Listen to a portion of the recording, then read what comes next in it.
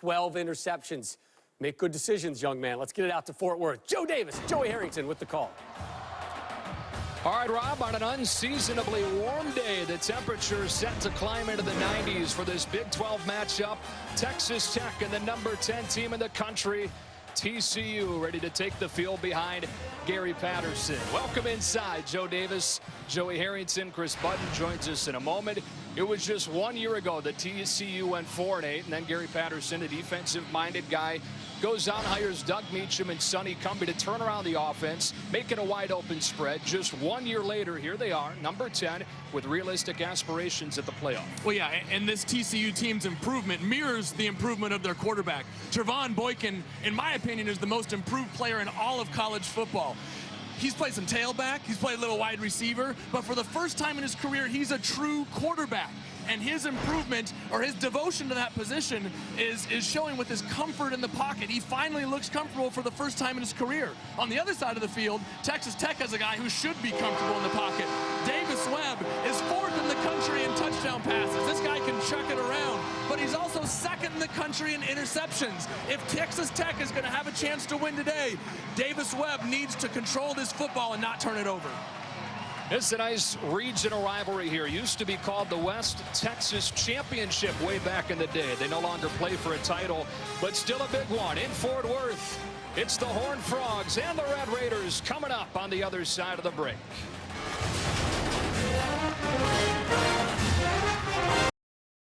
And that's it. TCU upsets the number 4 team in the country and giving West Virginia the win. The Bears win over TCU, coming from 21 points down. They pull the upset on their home field against 4th-ranked Baylor. Good snap and placement. Kick is on the way, and he missed it. He missed it. And they have beaten Oklahoma for a 2nd straight time. What a crazy month of October this has been in the Big 12. Who knows what today has in store for us? We know already Kansas State has rolled against Texas to stay perfect in the conference. One of the reasons TCU's been near the top of the conference all season has been because they've stayed relatively healthy. That has not been the case for Texas Tech as we check in with Chris Butt. Yeah, Joe, it's a completely different story on the other sideline for Texas Tech. A slew of injuries, and we'll start first on offense. Leading receiver Jakeem Grant was injured in an off-the-field altercation. He also got pretty banged up in that Kansas game last week. He will play today. Now on defense, middle linebacker Sam McGuavin will not play today. In fact, he did not even make the trip. He's been dealing with a leg injury. However, some good news. Safety Keenan Ward, he missed last game with a concussion. He will play today. Coach Kingsbury told me. I watched him during warm-ups. He was taking some hits, wind spill, full speed. So expect him to be out here today, which is good news for this Texas Tech defense because there's about a half a dozen guys on the injury list today. Yeah, Chris, depth, the biggest concern for that defense of Coach Cliff Kingsbury as they face this no-huddle offense of TCU today. And head coach Gary Patterson in his 14th season as the head coach, 17th season overall at TCU. He's only 1-3 against Texas Tech in his career. And off we go from Fort Worth with a 57th meeting in a series that dates back to 1926. Jakeem Grant lets it sail over his head. Texas Tech will start at the 25-yard line. And Joey, give us 3 things we need to know. Well, Joe, we mentioned at the top of the show, Davis Webb, he'll throw some touchdowns, but he'll also throw it to the other team. He's got to stop doing that if Tech wants to win today.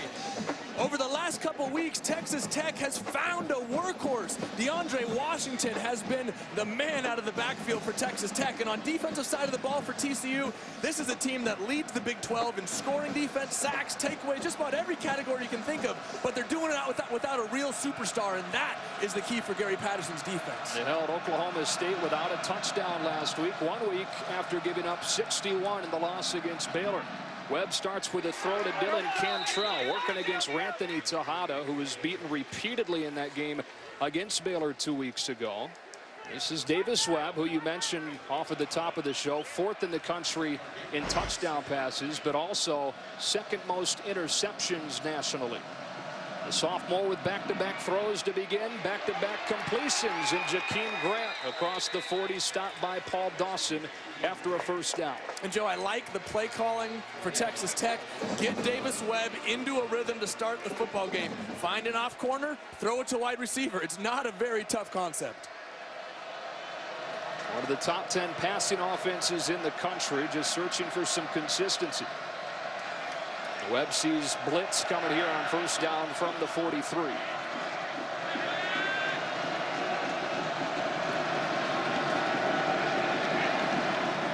Three straight pass plays to begin. Taking a shot for Marquez and incomplete, with 3 black shirts surrounding the senior from Odessa, Texas. Kindred and White were there. Chris Hackett as well, and it's 2nd and 10. It's pass defense for TCU, one of the best in the country, holding opponents to 47%. That's second best. On 2nd and 10. Off play action, Kenny Williams out of the backfield, into the secondary with speed, and a Texas Tech touchdown. First of the season for a guy that had moved the defense to begin the year, and what a start for the Red Raiders.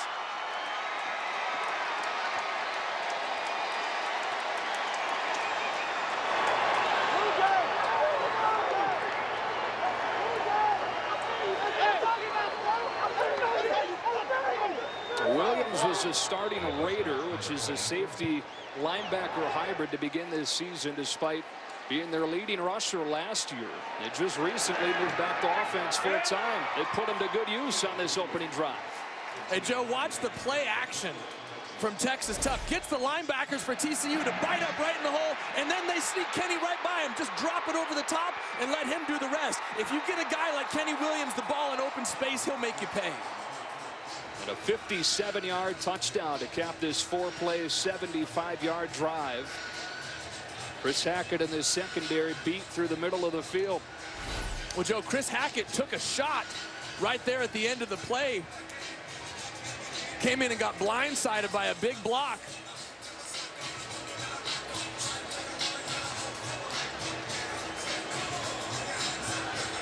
So Davis Webb with his 23rd touchdown pass of the season. First one to Williams, senior from Pflugerville, Texas. You mentioned the hit on Hackett, number 1. Devin Lauderdale throwing that block.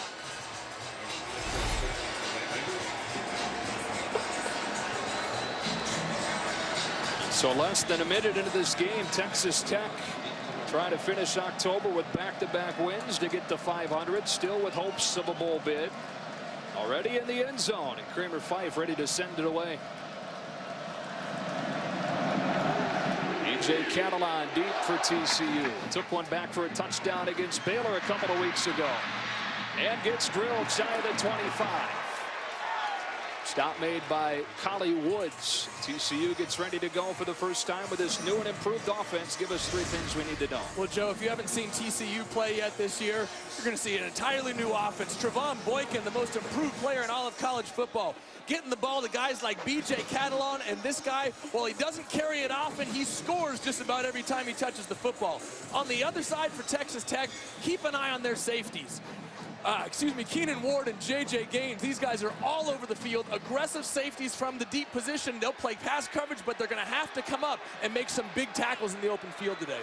Horned Frogs start out of an empty set from the 23, and against a 4-man rush, Boykin well protected to take a shot for Listenby. And a pass interference coming against Keenan Ward.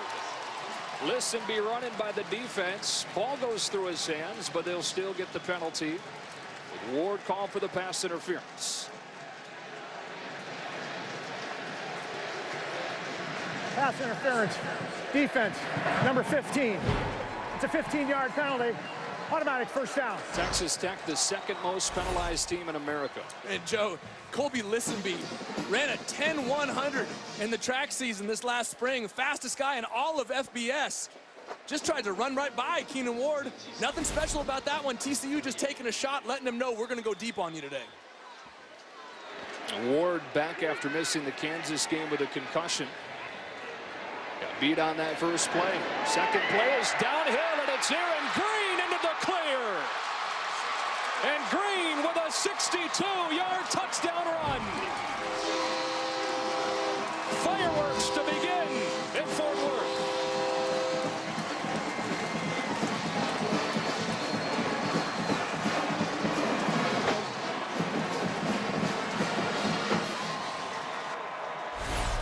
Joe, I think I blinked. Did I miss something? I mean, these two offenses can score at will, and I think it's interesting. Brandon Jackson, defensive end for Texas Tech, said we're playing with a lot of confidence. We want people to run the ball on us now. Well, you might want to stop this guy. So 2 touchdowns in the first minute and 14 seconds of this game. It's actually the first time all season TCU hasn't gotten off to a 14-0 start. Right after Texas Tech strikes with a Kenny Williams touchdown reception from 54 yards. It's TCU on its second play from scrimmage. Downhill with Green at a 7-7 game early on in Fort Worth.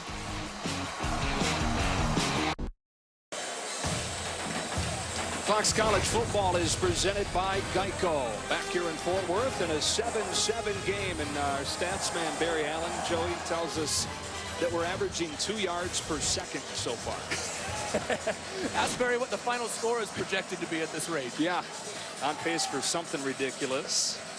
With 2 high-powered offenses, both getting in the end zone in the first minute and 14 seconds. Overcrom sends it away.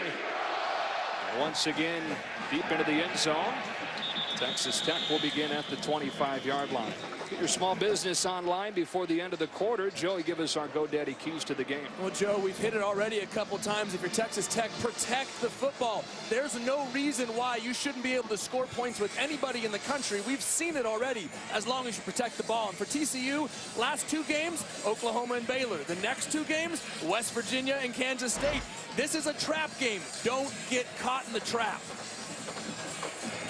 TCU beating Oklahoma on this field, then losing at Baylor, and then routing Oklahoma State, the number 15 team in the country last week, 42-9. They've already given up more touchdowns in this one than they gave up in that entire game. First run play for Texas Tech as DeAndre Washington weaving his way into the secondary. Washington makes a cut. It's another big play inside the 30. Kevin White runs him down after 48 yards and another Texas Tech first down. You mean he didn't score a touchdown? No, weird. Wow.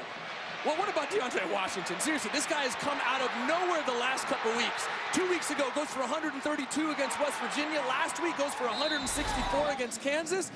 DeAndre Washington has become the workhorse for this Texas Tech offense. Much more balance for this offense the last 2 games.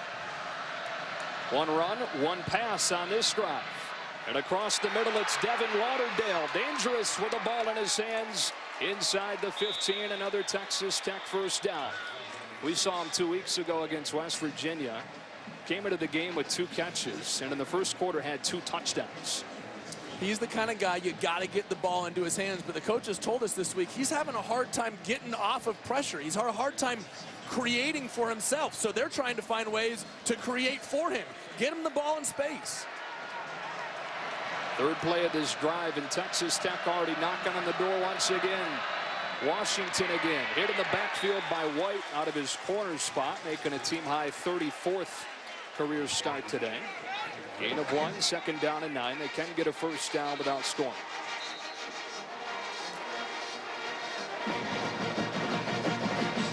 You mentioned the balance that they've gotten with Washington. He was averaging 12 carries per game over the first 5 weeks, more than doubled that over the last 2 weeks. Texas Tech seeing results from that renewed balance.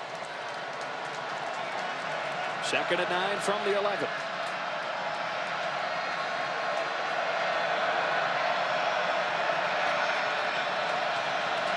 Play clock inside of 5. Against a 4-man rush, Webb throws it too tall for Marquez, and it's third down. Now, there have been times where TCU's given up some yards and teams have moved the ball into the red zone. But red zone defense, a tremendous focus for Gary Patterson's defense. Well, yeah, we saw it last week against Oklahoma State. 3 times they got into the red zone and 3 times they had to kick field goals. Allowed Oklahoma State 0 touchdowns during the ball game.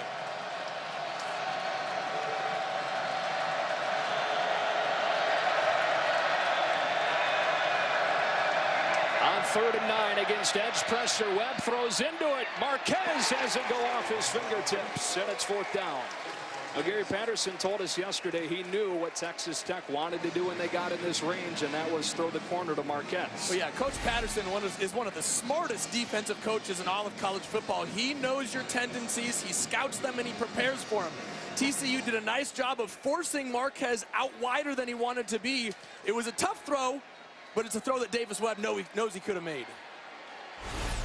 Ryan Boston, who has made 21 in a row from this range, attempts from 28, and Texas Tech with scores on each of its first 2 drives.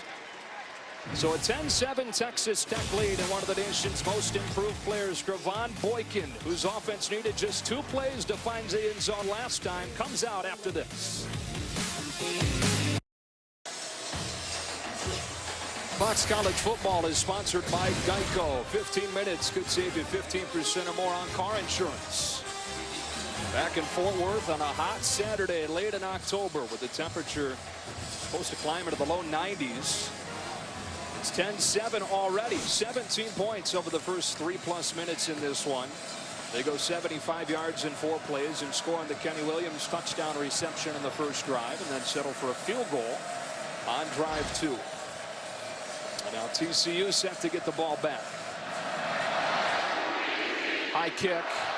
Try to keep it away from Catalan, so Cameron Eccles Looper sliding across the 30. And TCU will start this drive at the 33. It's the first time that TCU has trailed in the first quarter this season, and in fact the Horned Frogs have only trailed for a total of 2 minutes and 40 seconds all season coming into this game.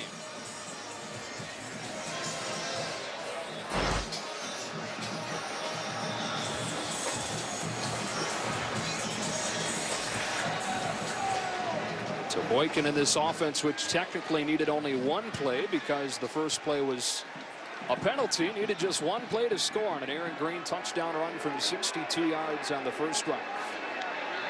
They bring Deontay Gray in motion and look to throw the screen away from him. It's Listenby getting pulled down by the freshman Nigel Bethel after 5 yards, 2nd and 5. And Joe, there's an example of the maturation of Trevon Boykin. Last year, he would have just pulled the trigger. That time, he saw the defender in his way. He paused, waited for his wide receiver to get into the next window and gave him the ball. Nice job in seeing what the defense is doing and just pausing for a moment. 2nd and 5. Off play action again. Here's Ty Slanina making a man miss and skirting down the sideline. He stayed in and got inside the 35. No, a late whistle comes back at the 47 in TCU territory. That whistle came late, but apparently Slanina did step out after getting a first down. Joe, you're going to see a lot of this from TCU and Trevon Boykin today. A quick play action just to hold the linebackers, and then finding the open guy outside. It's not a deep throw down the field, just a nice little 6-yard route. Let's Ty Slanina do the rest. But what's happening is Trevon Boykin is reading coverages and getting the ball out of his hands better than he has at any point during his career. Exclusively a quarterback for the first time in his career. You mentioned off at the top of the show, he's spent time at running back and at receiver over his first couple of years at TCU. First charge, timeout, TCU. Horned Frogs use their first timeout in a shootout in the early going here in Texas.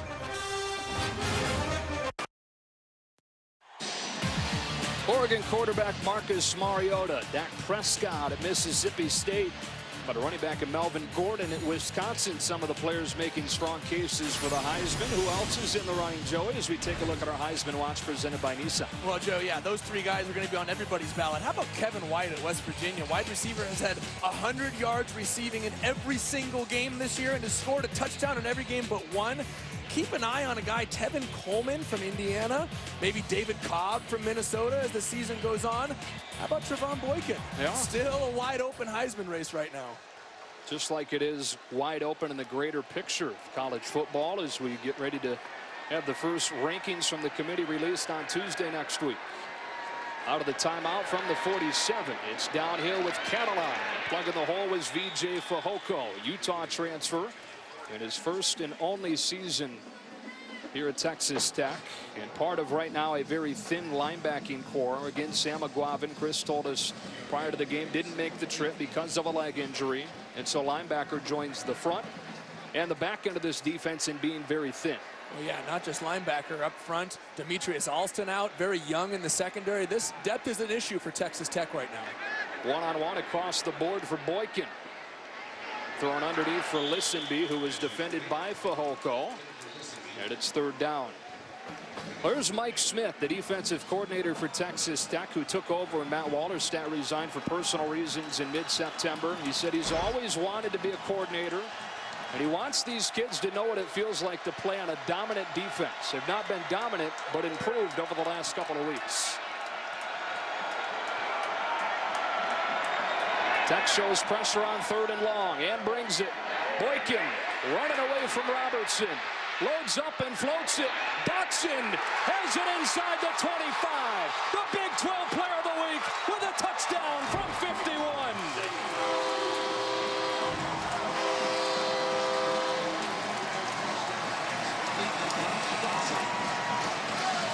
This is a fun one, partner.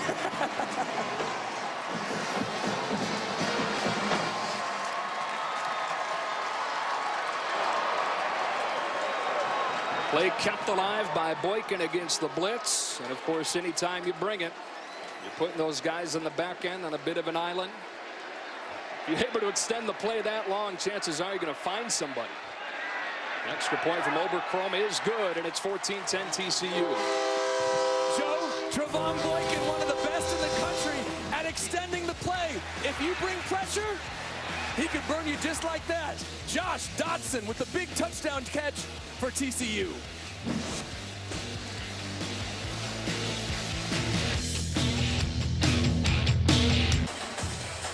Fox College Football is sponsored by Nissan, innovation that excites.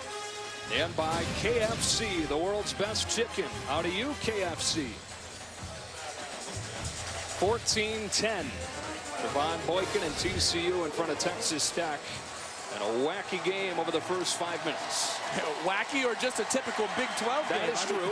This conference can score with anybody in the country. We are looking at some fantastic offensive football today. I hate to be that guy that talks about pace, but Barry Allen, again, our stats guy, tells us that right now we're on pace. And again, I'm not big into the pace thing. We're on pace for more than 3,000 yards. In the season? In this game. Oh, in the game. Yeah, right. Yeah. It's got to be a typo. No? Jakeem Grant, for the third time in the first 5 minutes and 6 seconds of this game, goes back and takes a touchback. So they'll start at the 25. Joey, take us back to that touchdown. Joe, when you commit to bringing pressure and leave nobody in the middle of the field like TCU does, you have to get to the quarterback, especially when you're playing against a guy like Trevon Boykin. Look, this guy is one of the best running quarterbacks in all the country. When he can extend the play, he can find receivers down the field when you don't have anybody back playing center field. If you're going to pressure Trevon Boykin, you must get home and tackle him. So TCU in front for the first time, and Texas Tech back to work from the 25, having scored on both possessions so far.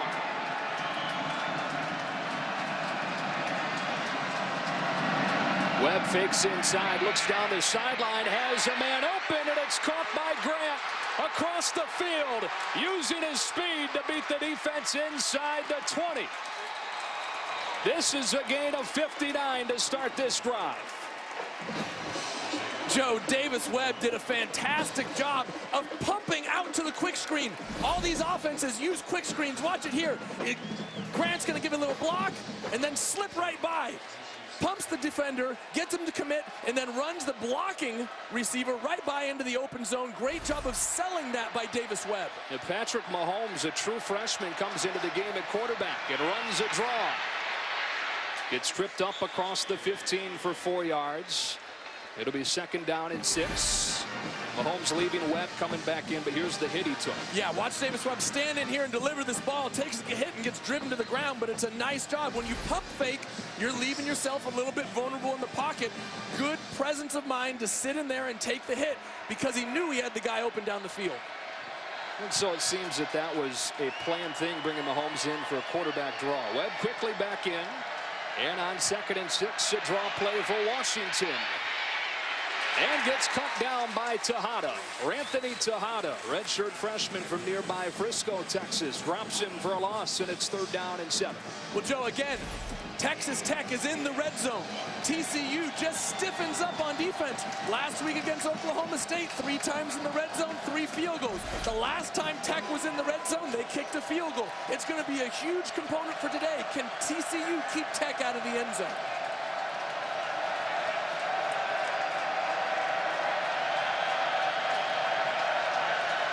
Last time in this range, Webb threw a corner to Marquez, who's the inside receiver to the bottom side of your screen. Looks away from him this time and gets picked off. It's Tejada again with a flag down back where the ball was intercepted. Tejada brings it back across the 30, but let's see what this flag is for.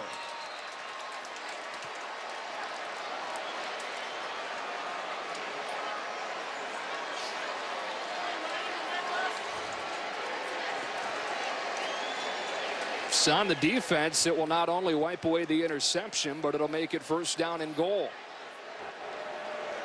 Prior to the pass, holding, defense, 11.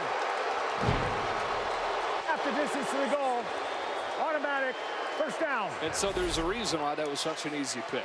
Well, you know what? This bailed them out because Davis Webb and Devin Lauderdale were not on the same page. Look, Lauderdale stops his route. Davis Webb thinks he's going to break out.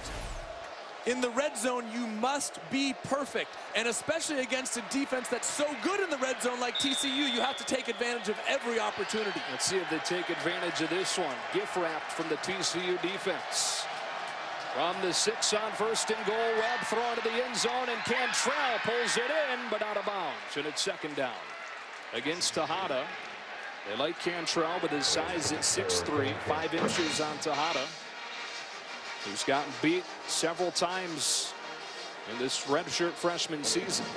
Well, and if there's going to be a guy who's going to go up and make a high catch, it's going to be Cantrell for Texas Tech. Had a one-hander a couple weeks against Oklahoma State. Great catch against West Virginia. He's the guy to go up and make a play high in the air. Washington makes a cut.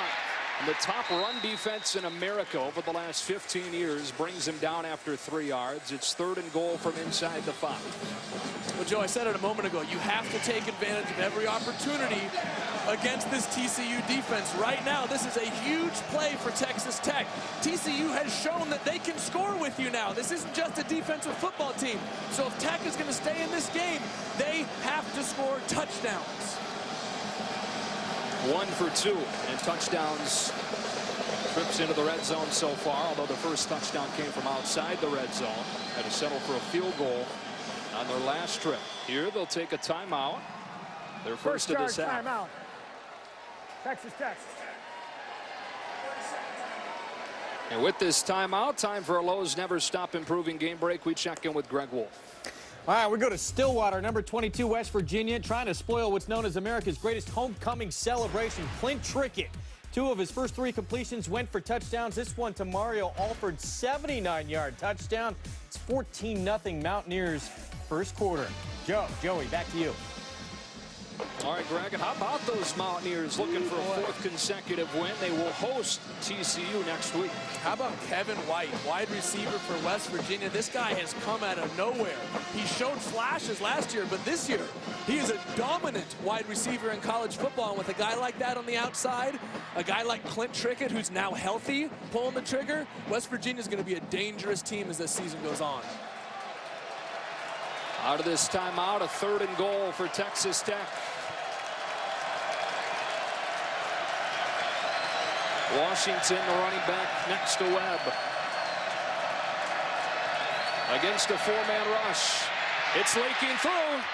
And too tall for Davis.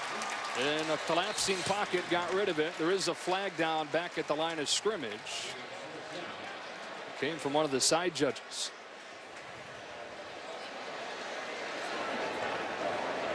Offside. Defense, number 25. He lined up in the neutral zone. Half the distance, 3rd down. So still 3rd down, but Kevin White's penalty will give Texas Tech another shot. Well, bailed out again. You can't give this Tech offense so many chances inside the red zone. I mean, this is a dangerous offense. Yes, they have turned the ball over, and yes, Their record may not show it, but they are scoring points in bunches this year. You cannot give Texas Tech this many chances inside the red zone.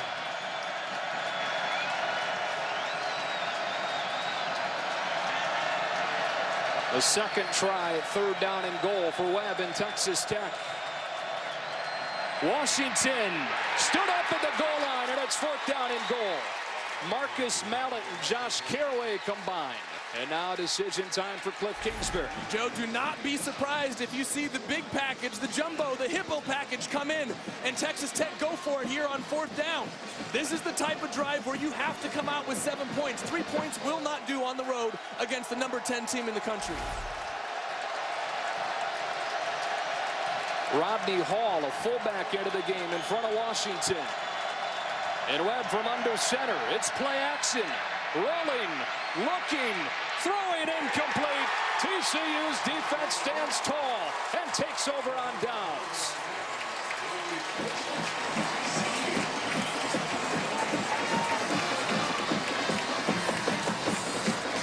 Too fancy? Wow. You know, the teams that run this offense, Tech, Washington State, the Houstons, the Oregons, the knock has always been that they can't get into a big, heavy package and get that short yardage goal line, 1st down, touchdown. Well, you know what?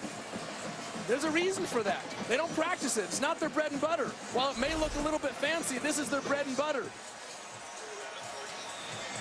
And so 2 penalties gave Texas Tech extra opportunities on that drive, but Gary Patterson's defense still able to slam the door. Now from the 1-yard line, Trevon Boykin and the offense back to work.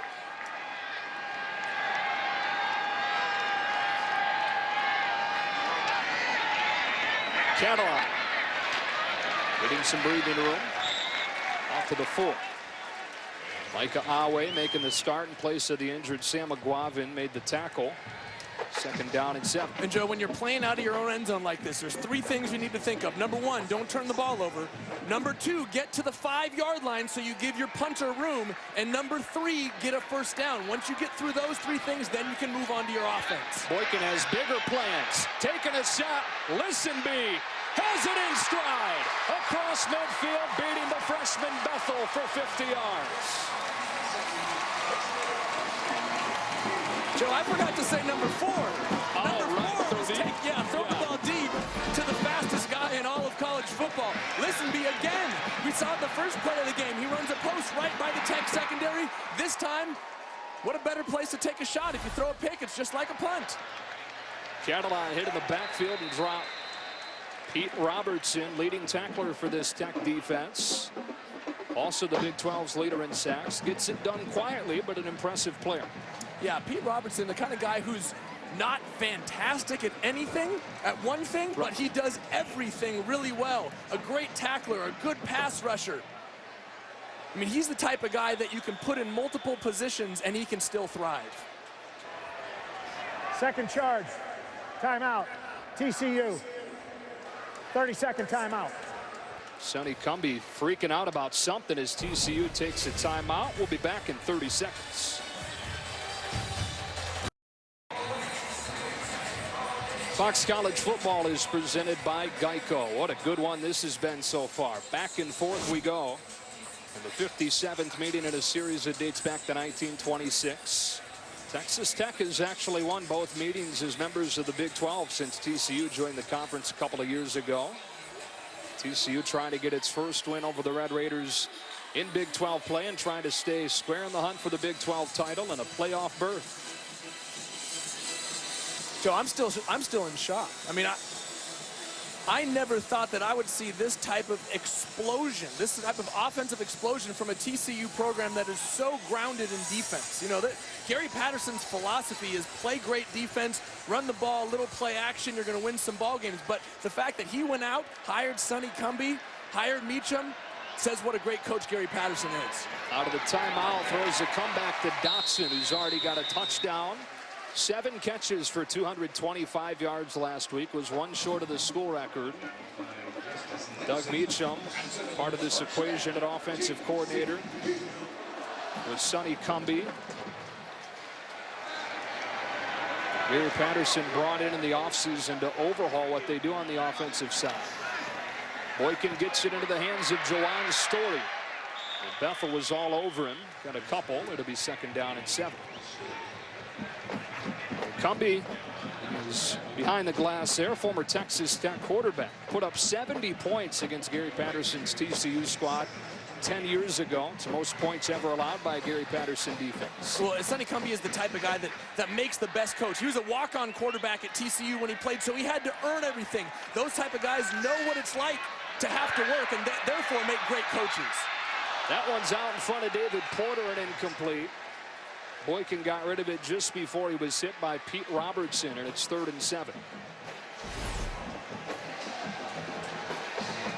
Joe, we've talked about the maturation, the improvement of Trevon Boykin. One of the biggest things is his ability to sit in the pocket, only run when it's necessary. He's been thought of as just an athlete playing quarterback.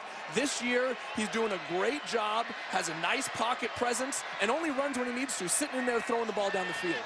On 3rd down, he's well protected, and it goes through the hands of his intended receiver, and it's 4th down.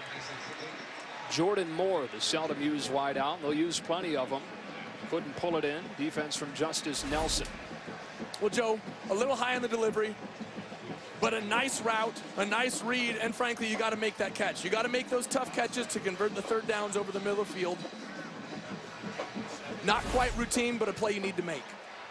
So instead, Jaden Oberchrome, who set a Big 12 record against Texas Tech 2 years ago with 6 made field goals, attempts one from 45 and sneaks it through.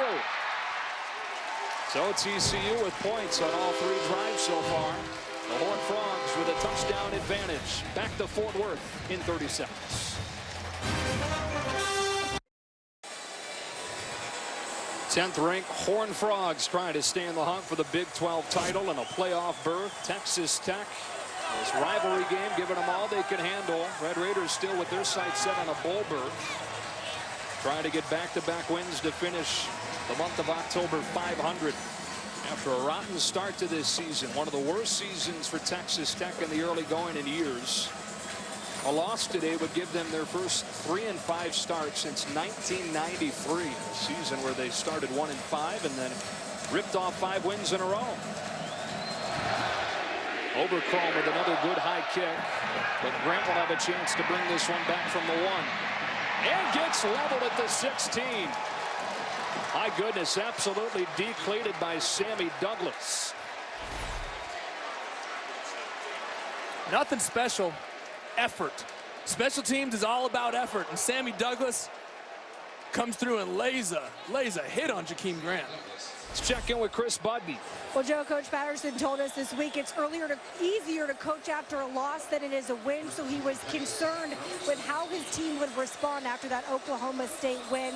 He said he lit into him on Tuesday, was not very happy with how they practiced. He said he knows how a team to get wired, and he was out here letting his defense have it during that last possession. All right, his defense tops in the Big 12 on the season, but struggling early in this one. Webb hits the crosser. It's Justin Stockton getting belted by Sam Carter. Got 2, 2nd down. Carter, a 5th-year senior, out of one of those 3 safety spots in this 4-2-5 defense. Well, Joe, and I like the decision by Davis Webb there. You know, the knock on him this season is he's been turning the football over, and you turn the ball over by forcing it down the field. That time, Davis Webb sat in the pocket, didn't have anything, brought it down to his running back. Good decision. Horned Frogs bring pressure. Webb off his back foot, gets intercepted. And Chris Hackett is back to the 15. His 3rd interception of the season. And that is exactly what Davis Webb in this offense cannot afford to do. Well, Joe, TCU brought pressure, hoping to force the ball out of Davis Webb's hands. He recognized it. He threw the ball to his hot receiver. He just threw it a little bit high. He's got his crosser, Jakeem Grant, coming right there open, but delivers the ball high right into the lap of Chris Hackett. So TCU takes over with great field position at the 16-yard line on the first interception that will stand for the TCU defense. They had another that was wiped away by a holding penalty on the previous drive. So from the 16, Green motions out, and Boykin hands it downhill to Catalan. He's inside the 10 and tackled by Pete Robertson. Take a look at our KFC stat comparison. TCU is one of the best in the country at taking the ball away, and Texas Tech one of the worst in the country at taking care of it. Well, yeah, Texas Tech was bailed out down in the red zone a few minutes ago with a penalty. Otherwise, that could have been the second interception. Texas Tech has to hold on to this football today if they're going to score with TCU. Boykin throwing for the corner. Dotson goes up and has it knocked away. Good defense, Justice Nelson, and it's 3rd down and 3. Well, if you're going to go high to somebody, Dotson's going to be the guy, 6'4", 190 pounds, made a great catch last week against Oklahoma State, going high on his 2nd touchdown of the day, made a catch over the top of the safety and took it 80 for a touchdown. Josh Dotson's the kind of guy you want in the red zone, a high ball catcher.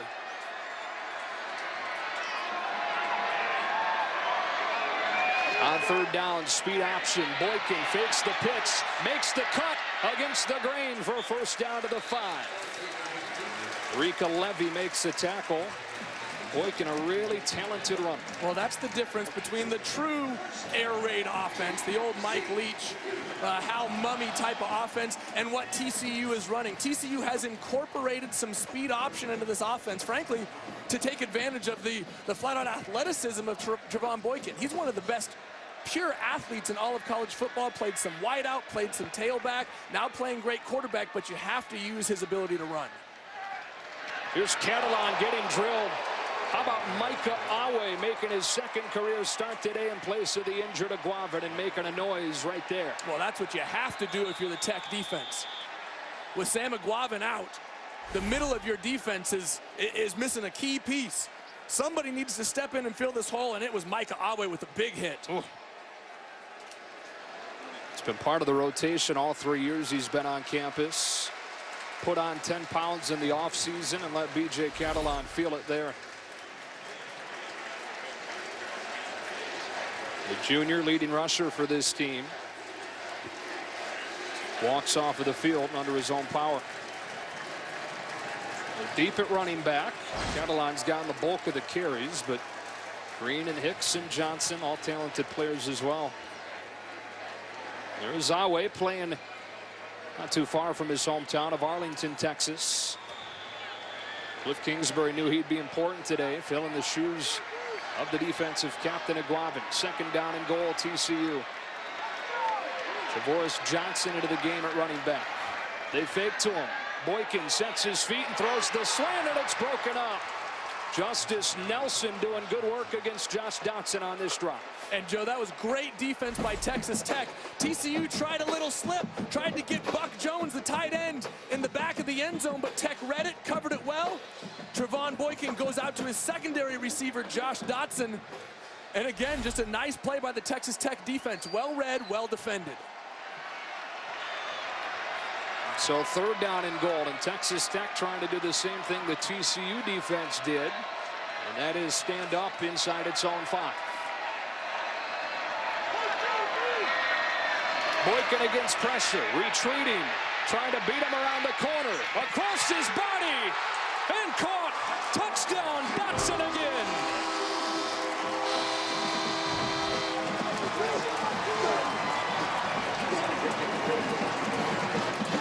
There is a flag down at the 3-yard line.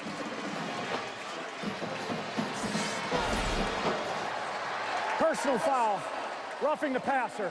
Defense, number 10. That penalty will be assessed on the kickoff.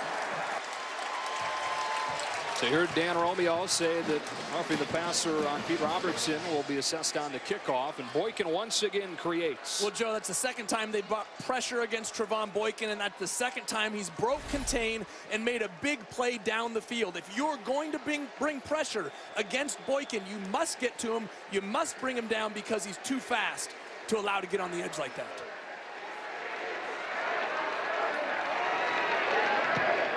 Oberkrom adds the extra point. TCU takes advantage of the interception. 6 plays and 16 yards. Josh Dotson, his 2nd touchdown of the day. Back to Fort Worth in 30 seconds.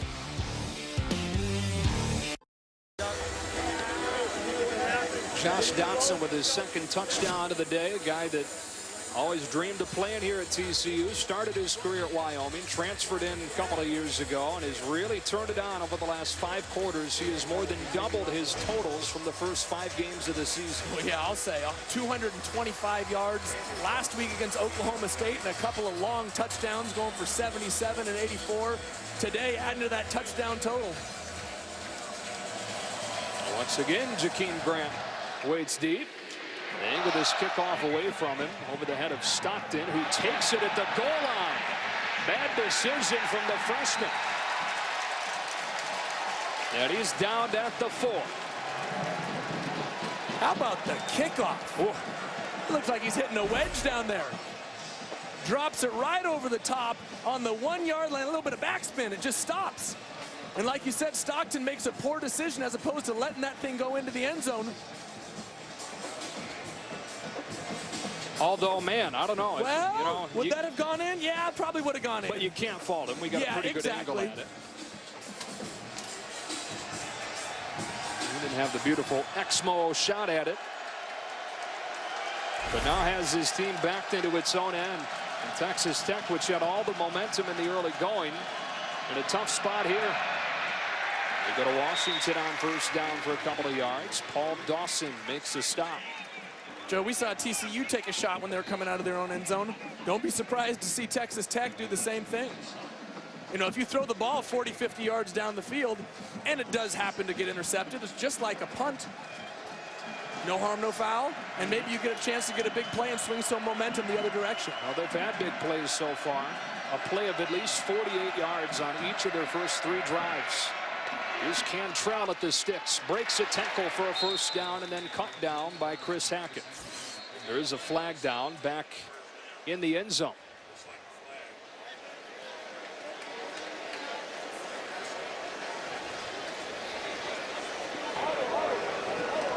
Personal foul, roughing the passer. Defense, number 90, blow to the head. 15-yard penalty. First down. Goes on Terrell Lathan. We saw B.J. Catalon get popped on the previous drive and left the game. Chris Budden, what do you have on him? Well, TCU training staff doing some concussion testing on him, looking at his neck and his elbow, but they've also taken his helmet away from him, so I would not expect him to go in anytime soon. As soon as I get more information, I'll let you guys know. Thank you, Chris. So they continue to take a look at Catalon as that penalty moves the ball out to the 32. And out of an empty set, Webb with time to throw. Grant fell, and it's incomplete.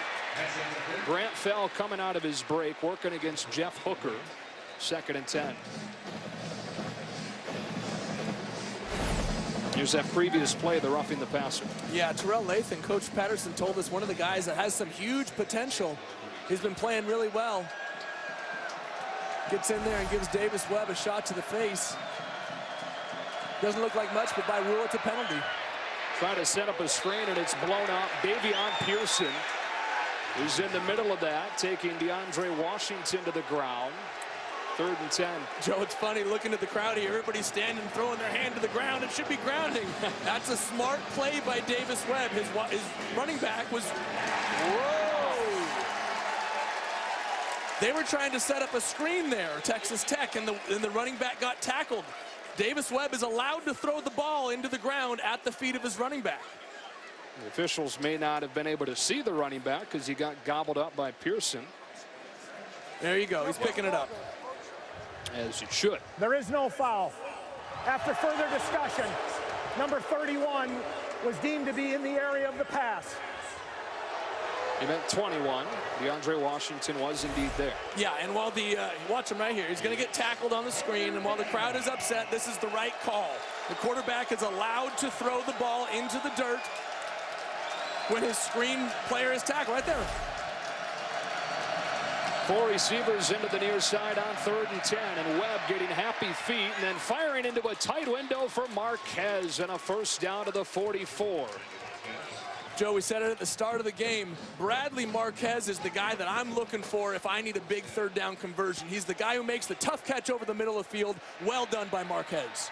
Down the sideline, they've got an open man. It's Lauderdale setting a tackle and working in for a touchdown from 56. They faked the screen to Jakeem Grant, and then Lauderdale was open down the sideline for his third score. Joe, we saw a similar play from Texas Tech earlier in the game. They faked the bubble outside, slipped Jakeem Grant up the seam.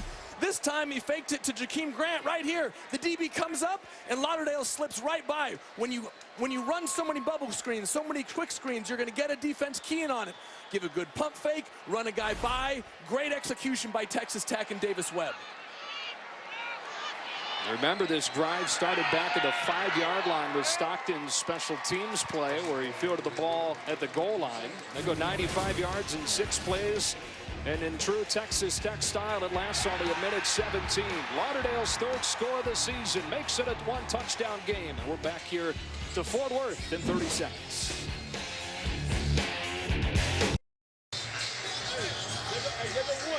Devin Lauderdale, third touchdown of the season. The sophomore out of Houston has done it all in big play fashion. And Davis Webb moving into 9th in Texas Tech history in passing yards, passing TCU offensive coordinator Sonny Cumbie, who really only had 1 season as a starter. Those numbers are ridiculous. That's what I was going to say.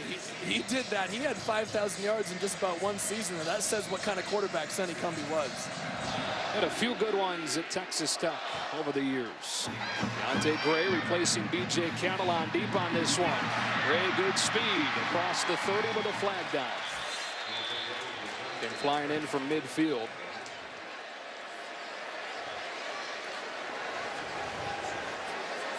TCU's had some penalty issues early in this game.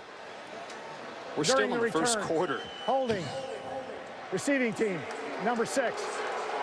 10-yard penalty. First down. Well, tonight, pivotal game for the World Series in San Fran. It'll be Jason Vargas taking the mound for the Royals, who now have won 6 games in a row away from home. Ryan Vogelsong scheduled to get the ball for the Giants. Coverage beginning at 7:30 Eastern right here on Fox, and as always, streaming live on Fox Sports Go. Last night's game, the 15th one-run game of the postseason. It's more than half the games have been decided by 1 run. For tonight, 7:30. Giants trying to get their 3rd World Series championship in the last 5 years. Royals trying to do it for the first time since '85. Still 37 seconds remaining in this opening quarter. Texas Tech, some confusion getting lined up. They run the jet sweep to Deontay Gray and using his speed to get a seam for close to a first down. B.J. Fehoko made the tackle. They spot him about a yard shy. It'll be 2nd and 1. Well, Joe, Sonny Cumbie told us yesterday that Deontay Gray, he's our Jakeem Grant. He's our guy that we have to get the ball to in as many different ways as possible. One of those players that's just electric in the open field, good play call, good design to get the ball to an explosive player. And Joey, about an hour and 5 minutes later, we're through the quarter. Oh, yeah. First quarter, yeah. We'll take it, though. What a fun game. 24-17, the number 10 team in the country with the advantage over the rival Texas Tech. It's number 10 TCU and Texas Tech out of the 2nd quarter in Fort Worth.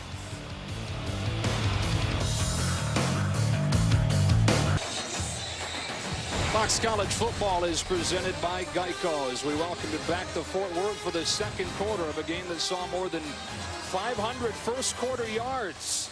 I know we probably thought we'd see some offense in this one, but 500 yards in the first quarter? I could say typical Big 12 football, but even this isn't typical.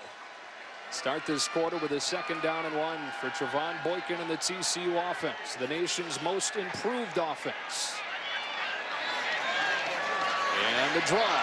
Here comes Green and a long touchdown on TCU's first play from scrimmage.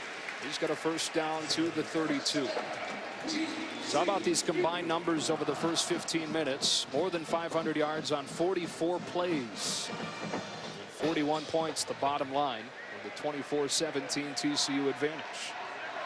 From the pistol into the short side, it's Green again, making a cut into the secondary.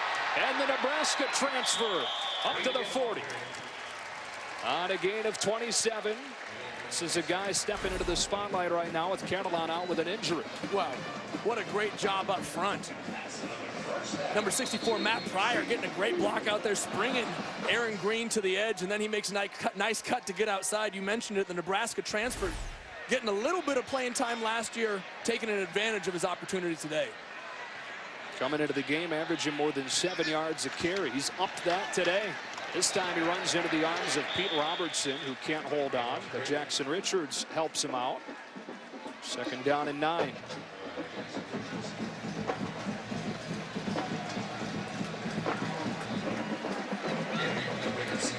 Green comes out, and a good sign for TCU. B.J. Catalan, who took that huge hit from Micah Awe during the first quarter and left the game, is back in. So went through all the proper testing. And he passed those tests, back into the game early on in the 2nd quarter. Play action on 1st down. Off his back foot, it's Catalan with a couple of blockers in front. Spins away from one, but can't get away from Keelan McElrath. Got a couple of yards. 3rd down. Some pushing and shoving after the play, but no flags. Well, Joe, I was impressed by the Texas Tech defense there. TCU set up a screen very nicely, had a lot of open space for Catalan in front, and TCU rallied to the ball. A nice open field tackle, a nice job setting up what's a key 3rd down here.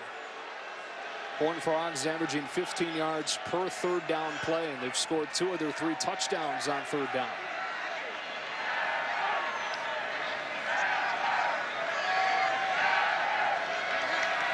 Six-man rush.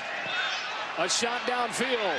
Listenby has it knocked away. Nigel Bethel was there step for step and speed against speed on that play. Well, and again, Texas Tech brought pressure against Trevon Boykin. This time they kept him in the pocket. Boykin took a shot down the field, and Bethel just made a nice play. Just a good individual play breaking up this pass.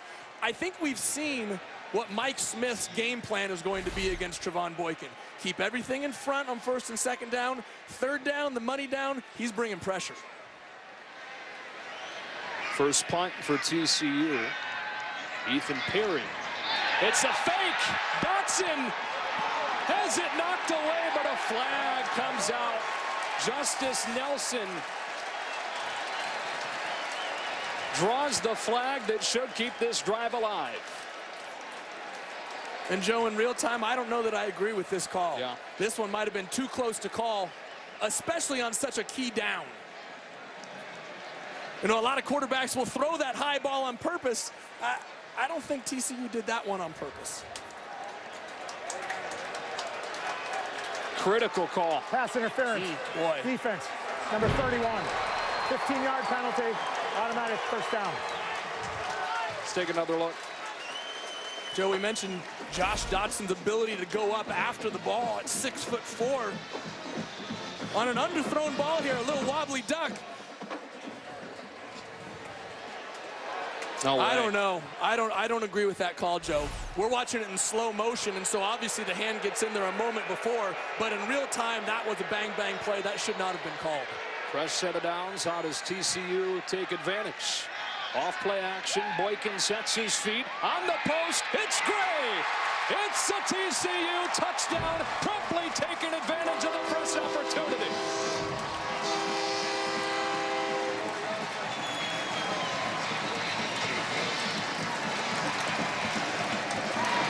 And what a swing right there. Wow. And what patience, what delivery from Trevon Boykin, sitting in the pocket, waiting for his receiver to come open down the field. Last year, Trevon Boykin would have been out on the edge running. This year, he's sitting there waiting to deliver a strike down the field. Great job of delivering the ball right where it had to be. Loves Gray on that post route. Hit him for a touchdown. One play after the pass interference on the fake punt. And the former cornerback, Deontay Gray, beating the coverage for a TCU touchdown and a 2-touchdown advantage.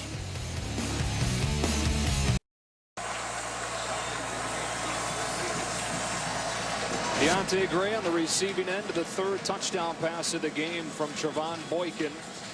TCU back in front by 2 touchdowns, taking advantage of a drive-extending penalty on a fake punt. Justice Nelson was the one that got called for the penalty. King Grant back for this kick from Jaden Overcross. Overcross had a good day sending his ones deep. Texas Tech will start at the 25-yard line. Let's bring in Mike Pereira, our rules expert, back in Los Angeles. Mike, you had a look at that critical 4th down penalty on the fake punt. What'd you think? Well, it's a tough penalty, and I don't think it's defensive pass interference, but if it's the one, it's a face mask. I mean, and that's what you really have. Watch him go up and really time it well, but he's going to grab the mask and turn the head here, and you can actually see it from both angles. I thought that's what they called originally, but not pass interference, but it really is a face mask. Well, excuse me, Mike, it doesn't really matter about the face mask because they called pass interference, correct?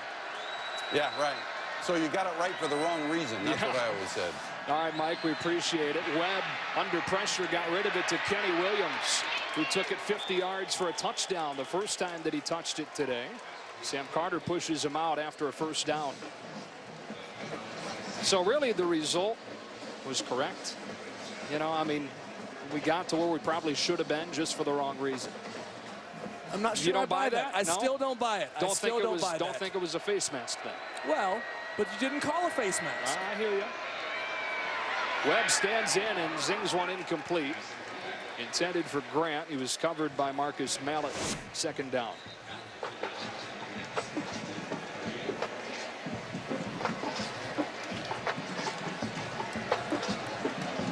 Davis Webb, top 10 in yards and touchdowns in Texas Tech history. Only a sophomore out of Prosper, Texas. On 2nd down, Washington making a nice cut in the hole and dancing his way for a first down across midfield. Sam Carter makes the tackle on a guy that is really coming on for this Red Raider offense. Well, how about the move that Washington made in the hole? Watch this. He's going to make Sam Carter miss right in the hole. Excuse me, makes Paul Dawson miss right in the hole.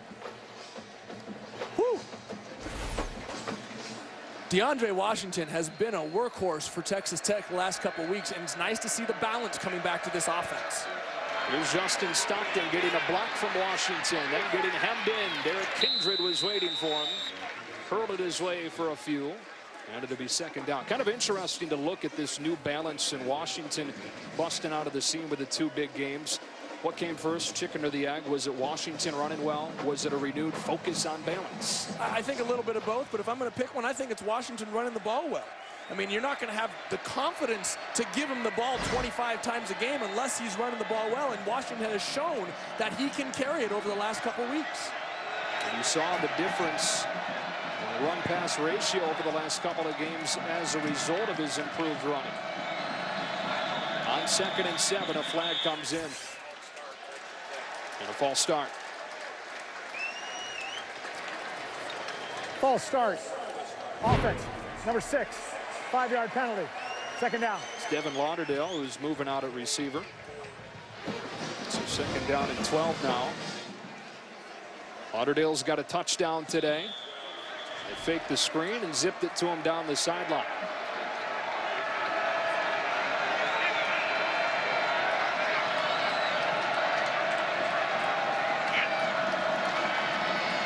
Webb under pressure, stepped into it and threw incomplete for DJ Polite-Bray, who's covered by Kevin White. Shows some toughness to stand into a collapsing pocket. 3rd and 12.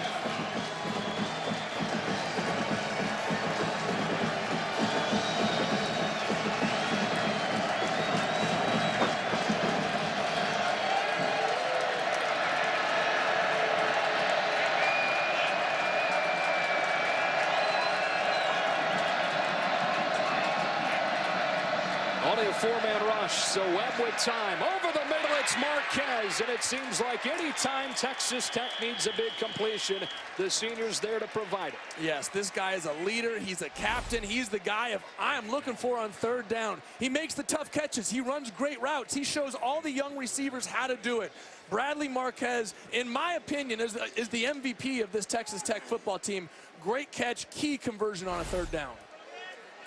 When he hurt his ribs last week against Kansas and comes up breathing heavy after that completion, crash into the ground. They fake the sweep to Grant through the screen, back to Lauderdale, who's got a block.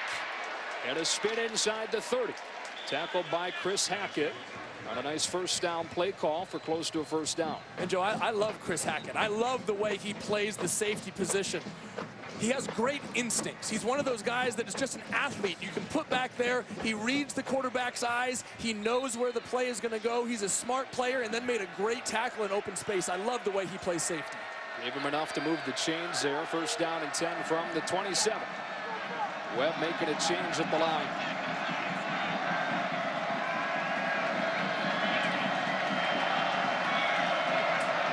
Horned Frogs bring pressure. They run into it and pay for it. Jonathan Anderson, converted safety, now playing middle linebacker, makes his first tackle for a loss of a couple of yards. 2nd and 12. TCU defense tops in the Big 12, holding opponents to 21 points per contest. Texas Tech already was 17 midway through the second quarter. 2nd and long, a boot. Webb scanning the field and thrown out in front of Ian Sadler, who was chased by Marcus Mallett, and it's 3rd down. And Joe, Davis Webb was a little bit late getting that ball out in the flat. He had it right away if he gets his head around and dumps out in the flat. Instead, he took his eyes down the field, looked to his deep receiver, looked to his crosser, and then came back to the flat, and by then it was too late. You saw Bradley Marquez back on the field for this 3rd and 12 play. Webb has looked his way on several 3rd downs.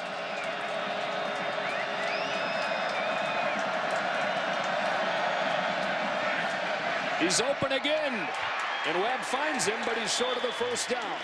Derek Kindred with a sure tackle, and it's 4th down and about 3 at the 21. And Joe, Derek Kindred has come up limping here, makes a nice tackle on Bradley Marquez coming across the field, and then limps his way to the sideline. So the junior safety leaves for TCU. So does the Texas Tech offense. The field goal team comes out. Ryan Buston to attempt a 38-yarder. 1 for 1 today.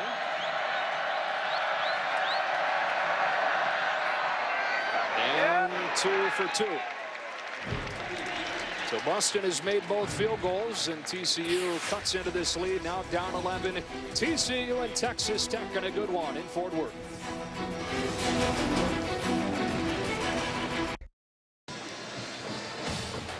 Fox College Football is sponsored by AT&T, mobilizing your world. Both these offenses have mobilized today for combined 51 points over the first quarter plus. In Fort Worth, a hot day with a temperature around 90. Joe Davis, Joey Harrington, Chris Budden. Kramer Fife ready to send it away for Texas Tech to B.J. Catalan, who's back into returning after Deontay Gray was back there on the previous kick return. Catalan will take a knee. Let's find out what's going on with the #1 team in the country as we check in with Greg Wolf for a game break. Yeah, Joe, let's go to Lexington. Mississippi State playing their first game in program history as the #1 team in the country. And here's Heisman candidate Dak Prescott. His 9th rushing touchdown this season. That's the most in the FBS for a quarterback. Bulldogs lead Kentucky 17-10 in the second. Joey, back to you. All right, Greg. Kentucky has dropped 15 games in a row against top 25 competition. But Coach Stoops has that thing turning around in Lexington and trying to hang with #1. You think they're for real, Mississippi State? I do. Yeah. I do think they're for real. I think there's 4 great teams in the SEC, but I also think there's probably 5 or 6 teams that are very below average this year. TCU from the 25. Starts with a run. Aaron Green into the arms of Jackson Richards. 2 yards, 2nd down and 8. Horned Frogs, #5 offense in the country, and they've scored on all 5 drives so far today. Most improved offense in the country. More than 190 more yards than they averaged last year. And 20 points per game better than that 4-8 season last season. Oh, that's coming from #2. There's Boykin. Firing one into a window in the zone for Lisenby, and a TCU first down. Joe, that throw right there, while it may seem routine, is not a play that Trevon Boykin would have made last year. He's sitting in the pocket. He's waiting for his wide receivers to find the windows, and he's delivering the ball decisively. In the past, because he played tailback, he played wide receiver, he never had time to focus on being a quarterback. Now that he's learned the intricacies of playing in this offense, has a great coach like Sonny Cumbie who's done it before, he's really thriving in this system. Hand it off to Travoris Johnson, the redshirt freshman.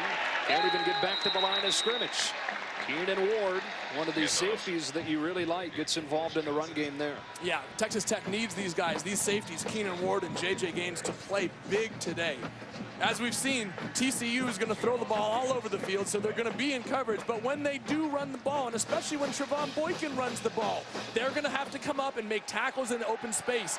A couple weeks ago, Keenan Ward had 16 tackles against West Virginia. 2nd and 12. 9 men standing for Texas Tech. They bring 5 of them. On the speed out, it's Aaron Green. Micah Awe was right there to push him out. 3rd down, 7 or 8 coming for TCU. And Joe, again, while it may seem like a quick routine play, Trevon Boykin recognized the blitz, found his quick receiver, and delivered the football. Sidearm to Green, who's got room against Justice Nelson. Puts the shoulder down and just barely gets a 1st down. Green has had a nice day in combination with B.J. Catalan at that tailback spot. You know, fool me once, shame on you. Fool me twice, shame on me. That time we've seen the play run a couple of times. You pump the quick screen, the DBs come up, and then you throw the ball. We saw a deep ball to Dotson. Defense. That penalty is declined. Result of play, 1st down. And we saw a deep ball to Lauderdale. Both teams have used that play. That time TCU pumps it out there. The defense just retreats, and I'm not getting fooled again. So what does Boykin do? He gives the ball to the open guy. Great recognition on a play that wasn't necessarily drawn up to go that way. Your TCU declining that substitution penalty on Texas Tech. 1st down from the 48. Green into the short side. A wall of blockers escorted him into Texas Tech territory. Aaron Green taking the handoff.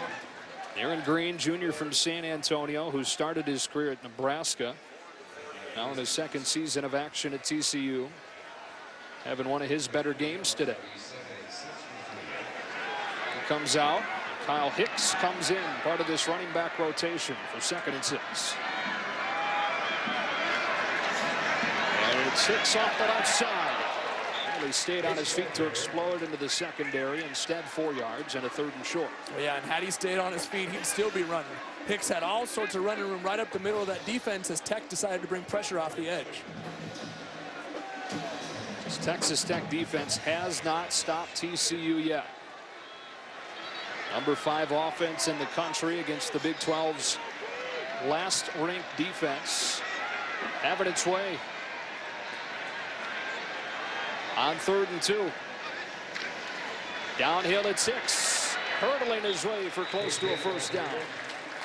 And Joe, again, Texas Tech's Mike Smith's defensive philosophy. Keep it in front of you on 1st and 2nd down. That time 3rd and short, they bring pressure again.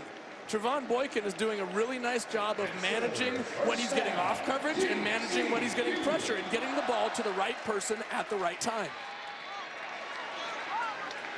I said Texas Tech hasn't stopped TCU. Remember, they did force the fake punt. There was a penalty called pass interference on the fake punt pass. I'm putting that under protest. Yeah, good luck with that. He fakes the pitch, throws the screen back to Hicks. Spins away from Fehoko. But then Keenan Ward from his safety spot makes sure he gets no more than 2. Texas Tech defense is last in the Big 12, giving up 37 points a game. But they've simplified things under Mike Smith, who took over the defensive coordinator duties midway through September when Matt Wallerstedt stepped away for personal reasons. Those numbers slowly but surely have improved. 2nd down, 8. Boykin under pressure and sacked. They get to him for the 1st time with Sam Atoy, a junior from Windsor, California, getting his 1st sack. Well, Joe, and if you keep coming after him and keep coming after him like Mike Smith has shown he's going to do, you're going to get to Trevon Boykin eventually. And you mentioned it a minute ago, the improvement of this Texas Tech defense. Look, 2 weeks ago against West Virginia, they played great football for 3.5 quarters. They just got worn down at the end of that ball game. Last week against Kansas, they played great defense for 4 quarters. They just need to put a full ball game together and get a little bit of rhythm. Flag flies in. Likely a false start on the left tackle. It's for Boulanger. Offense. Number 59. 5-yard penalty. 3rd down. That'll move him back 5 more. Tayo for Boulanger, who started his time in college at BYU, then transferred to TCU. Started all 12 games 2 years ago. Went back to BYU for a year. And now back at TCU for a second stint. 3rd down and 22, and Texas Tech's defense trying to get off of the field. Boykin with a deep drop against a 3-man rush. Extends the play with his feet. Heaves one to the end zone. Dotson is out there, but it's over his head. And 4th down coming up. Tevin Madison running with Dotson down the sideline. And while it may not seem like a huge play right now, to get TCU off the field, give the ball back to your offense with a chance to cut this to a 1-score game, that could end up being a very big stop for the Texas Tech defense. This game has a little bit of a feel that Cal-Oregon game did with Tim Brando and Joel Klatt last night on Fox Sports 1. A lot of points in that one. A lot of points in this one.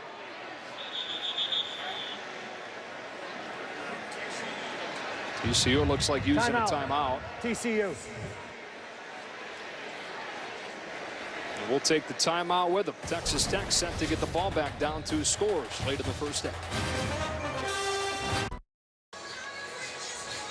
Fox College Football is presented by Geico. Right after we went to break there, they announced that Gary Patterson was challenging the number of men on the field for Texas Tech. He thought they maybe had 12 on that last play.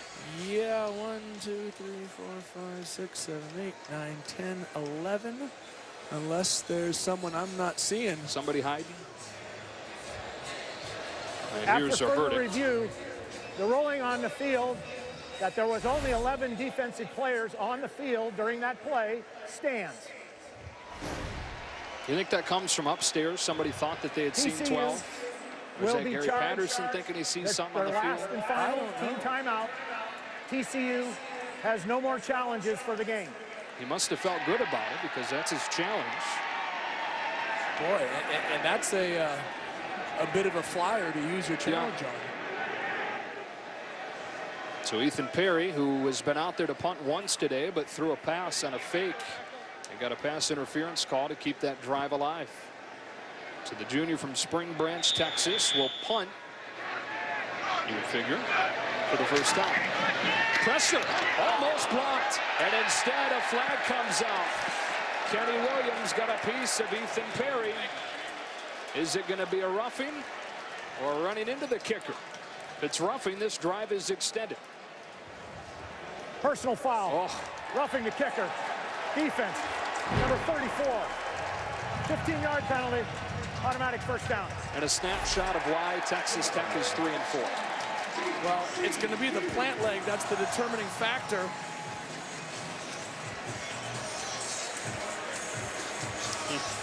Boy. 5th penalty on Tech, 64 yards. So they've reached their threshold where Cliff Kingsbury will have them doing extra sprints or some extra lifts. He's tried everything that he can think of to try and eliminate these penalty problems, but 1 week after they limited the penalties to 4 penalties for 22 yards, those totals ramped back up again. So for the second time today, Texas Tech's defense forces the punt, but then has to go right back on the field because of a penalty on special teams. Fake to Catalan, throwing it up for Dotson. Nelson has played a good first half in coverage. Well, and Joe, for all the good things that Trevon Boykin has done today, that wasn't a very good decision. Yeah. You know, they had run that play where you get a guy out in the bubble, a guy in the flat to try and draw the defender up and hit the receiver beyond him, but the DB didn't bite. Trevon Boykin getting a little bit too aggressive, a little too excited. Last time he hit a big touchdown the immediate play after the penalty. This time tried to do the same thing. Just take what the defense is giving you. Empty set on second down. They bring pressure.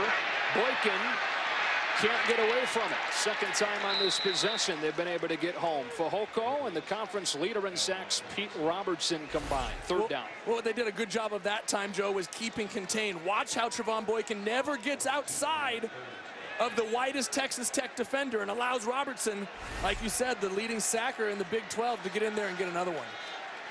So once again, third and long. And once again, an empty set for Boykin.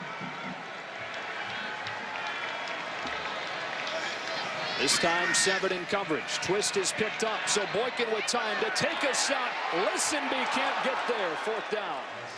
He had beaten Keenan Ward, but too far out in front of Listenby. 4th and 12. And Joe, that's the third time today we've seen TCU just try and run by the safeties for Texas Tech. First play of the game, got a penalty. Second time they ran it, they hit a big one. That time Trevon Boykin just missed the outstretched arms of his wide receiver.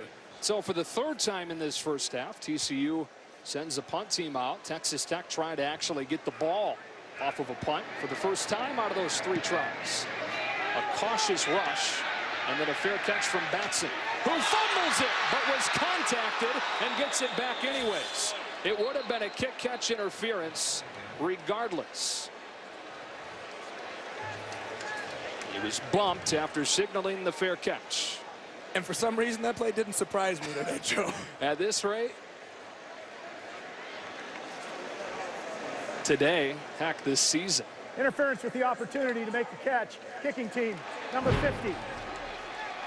Hang on, 50. 15 yards. No, you had it right the first penalty time. from the spot of foul.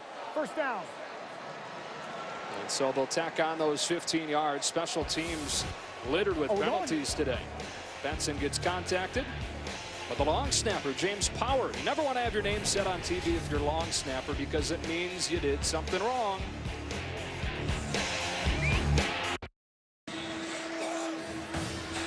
Fox College football is sponsored by Chevrolet. Find new roads. By Burger King. For a limited time, get 10 chicken nuggets for just $1.49. And by Goodyear, tires chosen by experts for superior performance. Goodyear, more driven. Back in Fort Worth, big drive coming here for Texas Tech. TCU will get the ball to begin the second half. Well, yeah, Texas Tech needs to score here before halftime. If they're going to stay in this scoring fest with TCU, they need to take advantage of the opportunity that their defense created. Fake the run, get it outside to Grant, who is going to have room, but Webb short-armed it.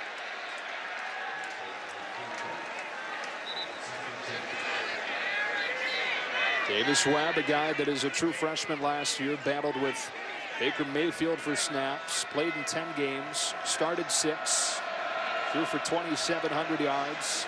Undisputed starter this year with Mayfield transferring to Oklahoma. Washington motions out on second down. It's put on the ground and recovered by TCU.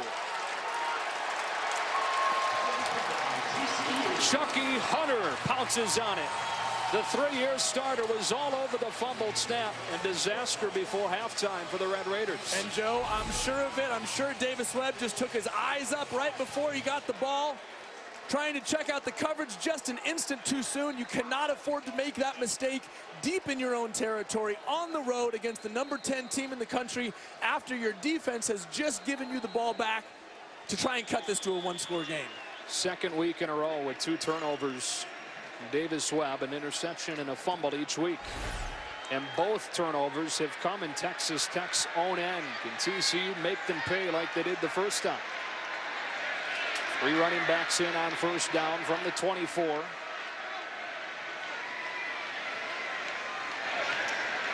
Boykin will give it to Catalan with a big hole. B.J. Catalan with a flag flying in. Gets tackled by J.J. Gaines after a gain of 9. Holding. Offense.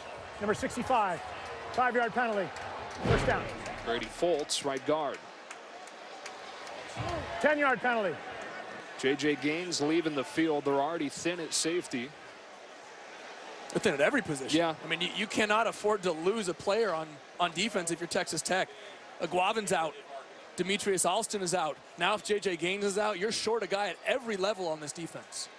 Depth an issue, and when you turn the ball over, that defense is out there way more than they should be. A couple of turnovers early on in drives for Texas Tech, forcing that defense back out there. First down and long, option into the short side. Boykin cutting it back, making two-man miss. And finally dropped by Andre Ross. It's an exciting gain of one. Wow. And for as much as the Texas Tech defense has been out on the field, credit them for stretching out that option play. They played it perfectly. When you run the option, you leave one guy unblocked and force him to make a decision. Then you give it to the guy who's uncovered. That time, Texas Tech just stretched it out. Nobody ever committed. Nobody ever made a decision and forced Trevon Boykin just to keep it and keep it and keep it.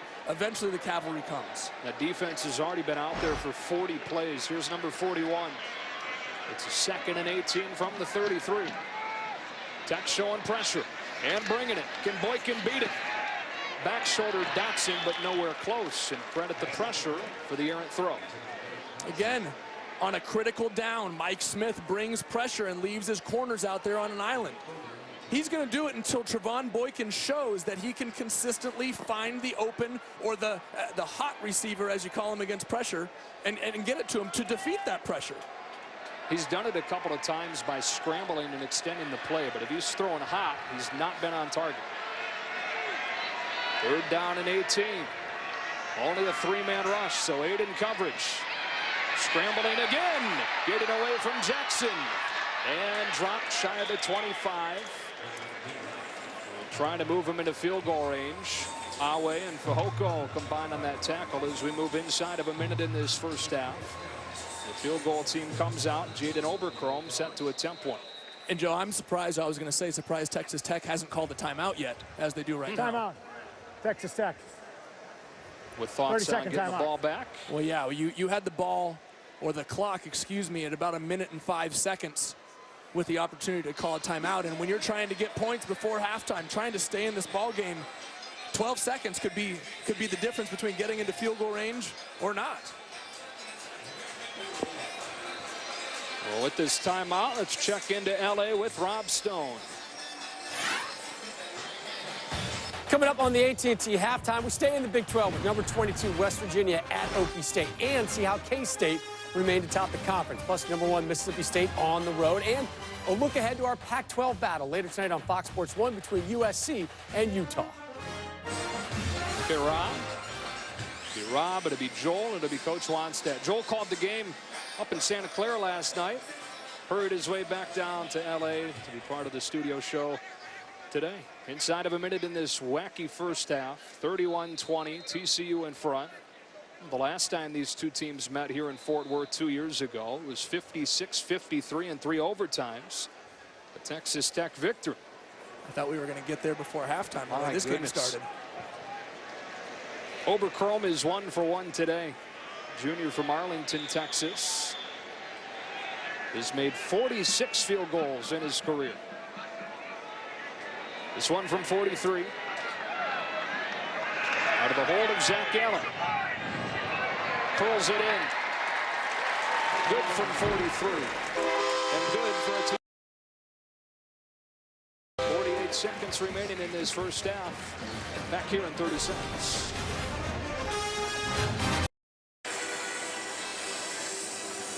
Full weekend of college football continuing tonight with the pivotal Pac-12 battle. Number 20 USC heads to Utah. Always a tough place to play, and right now Utah's tough no matter where they are. Number 19 in the country. Coverage begins at 10 Eastern right here. We're over on Fox Sports 1 and streaming live on Fox Sports Go. It should be a good one off the Pac-12. Well, everybody talks about the Stanford defense. What about Utah this year? Nate Orchard, the nation's leader in sacks on that unit. Here's a kick angled into the corner that Grant picks up. And Jakeem Grant with some room and with some speed. Tackled from behind, crossing the 35. And Texas Tech with 1 timeout and 40 seconds will try and cut into this deficit. Well, Joe, I don't want to harp on this, but you're 12 seconds short. Now you're at the 40-yard line. Minus 12 seconds that you lost by not calling that timeout sooner. This is a prime opportunity to get points before halftime. And look, you've turned the ball over twice if you're Tech. You've essentially turned the ball over twice when TCU has tried to punt, and you gave it right back to them, yet you're facing the opportunity to only be down one score if you get a touchdown here before halftime. I think Tech has done a great job in this first half. Number 10 TCU with a 14-point advantage. From the 38, see what Tech can do with these 40 seconds. Webb hits Marquez, who will get out of bounds. Pushed out by Sam Carter. Stopping the clock with 34 seconds. 34 seconds from the AT&T halftime. Solid first half for Marquez, who was questionable earlier in the week. A rib injury. Webb under pressure. Fumbles again. It's loose and picked up by Caraway momentarily. And then he swallows it up at the 30. The third Davis Webb turnover of this first half. And Cliff Kingsbury can't believe it. Neither can you, Joey. Wow. You know what I'm most impressed, though? I'm most impressed with the fact that it's somebody new for TCU every time. 4 players on this defense with 3 or more sacks. 4 different players with more than 35 tackles. There's no true superstar on this TCU defense. Just a bunch of great players who are playing well together and consequently are doing a wonderful job as a unit.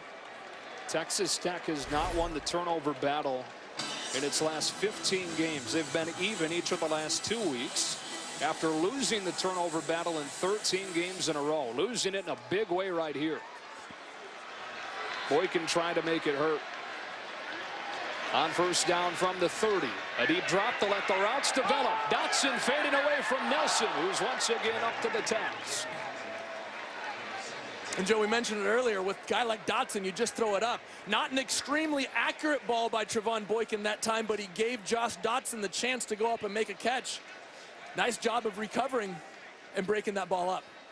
Nelson playing a heck of a game. 6'2" sophomore from Mesquite, Texas. His first season as a starter. Second down. Pressure's picked up. Boykin going back to Dotson, who's beaten Nelson this time. Incomplete. Ball was underthrown because it was thrown late. Third down. Hey, but you know what? Justice Nelson again makes a great play in the end zone. Josh Dotson still has a chance to make this. Charge. Now, Texas Tech. 30-second timeout. He's got Justice Nelson beat by 2 or 3 yards. Trevon Boykin gives him a chance to go up and make a high catch. But Nelson, again, on back-to-back plays, making a fantastic play to break things up in the end zone. He played 5 games last year after his red shirt was removed late in the season out of necessity. He's been a full-time starter this year. Mike Smith's defense, not at fault. Not totally at fault, at least. 3 turnovers from Texas Tech. Now 20 consecutive games with the turnover, the most since early on in this decade when Mike Smith was a player for the Red Raiders. With 10 seconds remaining, his defense trying to once again dodge a bullet. The offense threw out there. Well, yeah, and if you can hold TCU to a field goal right now, I think that is a huge win for Texas Tech. And while going in down 17 may not seem like it, that could be a big point of momentum. On third down, only 3 rush, so Boykin will have time to toss one out of bounds. The fourth down, 4 seconds. From here, it'd be a 47-yarder. TCU will have the ball to begin the second half. Oberchrome hit a field goal on the last drive, looking for his 3rd of this half.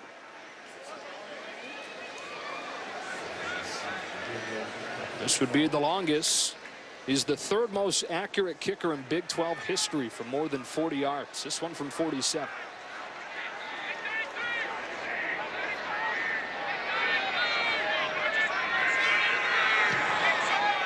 Oberchrome, perfect. So TCU takes advantage of another Davis Webb turnover. Back-to-back turnovers to finish the half. And a 17-point Horned Frog lead after 30 minutes. Right now, we send it to Rob Stone in Los Angeles. Joe, Joey, thank you. We welcome you to the AT&T Fox College Football Halftime, mobilizing your world. Rob Stone, Joel Klatt, Dave Wannstedt here with you. First time this season, TCU didn't start the game with the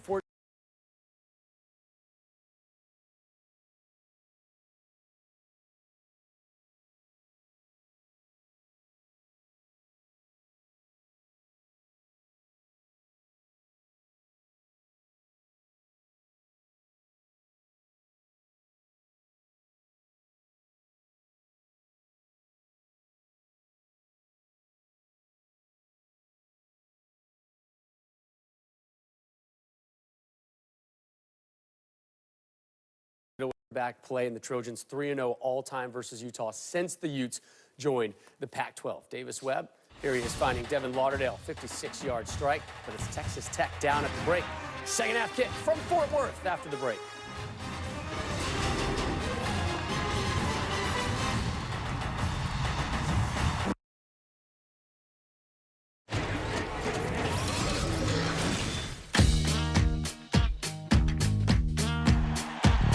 I was born without this fear. Now only this seems clear. I need to move, I need to fight. I need to lose myself tonight. Go with me now. I'm gonna take you down. Go with me now. I'm gonna show you how. I think with my heart and I move with my head. I open my mouth and it's something Fox College Football is presented by Geico. Back here in Fort Worth. And ready for the second half of action in this Big 12 rivalry between TCU and Texas Tech. We welcome you back inside. Joe Davis, Joey Harrington. Texas Tech a 3-touchdown underdog, and they're down 3 scores in this game. But it's not been because of a lack of offense. It's been because they continue to shoot themselves in the foot. Well, yeah, you figure you're giving up 37 points to TCU. But frankly, I'd say the number of times the Texas Tech offense and special teams have put the defense in a bad position, that's a pretty good thing right now. The interception by Davis Webb leads to the touchdown pass to Josh Dodson, and then special teams. Twice today we've seen TCU line up to punt the ball and Texas Tech not get the ball back. The next time they go down the field, take a strike, hit Gray for a touchdown. You cannot continue to shoot yourself in the foot if you're Texas Tech when you're on the road playing the number 10 team in the country. Here's our first half stats brought to you by Geico. Texas Tech averaged nearly 9 yards per play during that first half. But with the 3 turnovers, and then remember they were shut down on a 4th and goal from the 1-yard line. They find themselves down 17 and having to kick it off to TCU to begin the second half.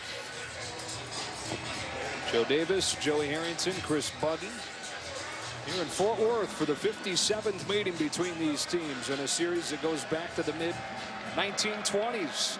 Tech has won both meetings as members of the Big 12. TCU needs this one to stay alive in the Big 12 title chase and in the hunt for a playoff berth. Off we go with half number 2. Here's hoping it's half as fun as the first half was.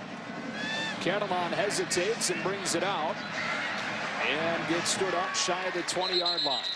Chris Budden talked to both coaches a moment ago. Chris, what'd you learn? Hey, Joe, we'll start first with TCU. Gary Patterson says the key to this second half is defensively they have to limit the big plays. To do that, though, they have to play quicker on defense. He says that's when we get burned, when Tech goes for that up-tempo offense. Offensively, he's pleased with his team, but says when they get into the red zone, they have to score. No more field goals. When you're playing a back-and-forth game like this, you can't rely on your field goals. As for Texas Tech, but Kingsbury telling me it's the same message he's given his team all season. Limit the penalties and the turnovers. Without that, this is a different ball game. He said that's the pass. Just told my team, keep fighting. All right, Chris, here we go with the second half with a Catalan run. Keenan Ward plugs the hole from his safety spot, 4 or 5 yards. And second down coming up. TCU more than 300 yards in the first half. Pretty good balance. Close to 200 came through the air. And more than 120 on the ground. Coverage downfield is good, so Boykin tucks it. And for the first time today, runs for a big gain across the 40. Joe, and that's the key difference between Trevon Boykin last year and Trevon Boykin this year. Last year, when his first read wasn't open, he was looking to run the ball. This year, he's keeping his eyes down the field. He's going through his progression. He's giving his receivers a chance to make catches. And then when it's not there, then he's using his legs to run and get a first down just like that. Playing exclusively quarterback for the first time. A guy with a background at receiver and running back during his time here. Catalan has room off the left side for a solid gain of 4. And it'll be second down and 6. That first quarter was just wacky. Texas Tech, though, in the second quarter, that offense disappeared largely because they kept turning the ball over. Well, yeah, if you don't have the ball in your hands and you can't move it. I mean, 2 turnovers, essentially turnovers on punts, and then a couple fumbles by Davis Webb. That's going to hurt you. Another run for Catalan. Into the backfield, spins away, and then goes down back at the 42. He lost 6. That was Jenkins making the stop. Malik Jenkins, backup outside linebacker, 3rd and 12. Well, Joe, I've said it before. I said it in the first half. I'm increasingly impressed by the resiliency of this Texas Tech defense. Numerous times today, they've found themselves with their back up against the wall, and they've just continued to play hard. I mean, giving up 37 points right now really seems like quite a few, considering what they could have done with all the mistakes they've made on offense and special teams. Tech has to use the timeout here. They had 12 men on the field, and luckily for them, realized it. Texas Tech. It'll be 3rd and 12, TCU, when we come back. Ready for this 3rd down and 12 play on TCU's opening drive of the second half. Boykin against a 3-man rush. Has all kinds of time to load up for Gray on a post. Ward comes over, but can't break it up. Gray brings it in against double coverage for a 1st down.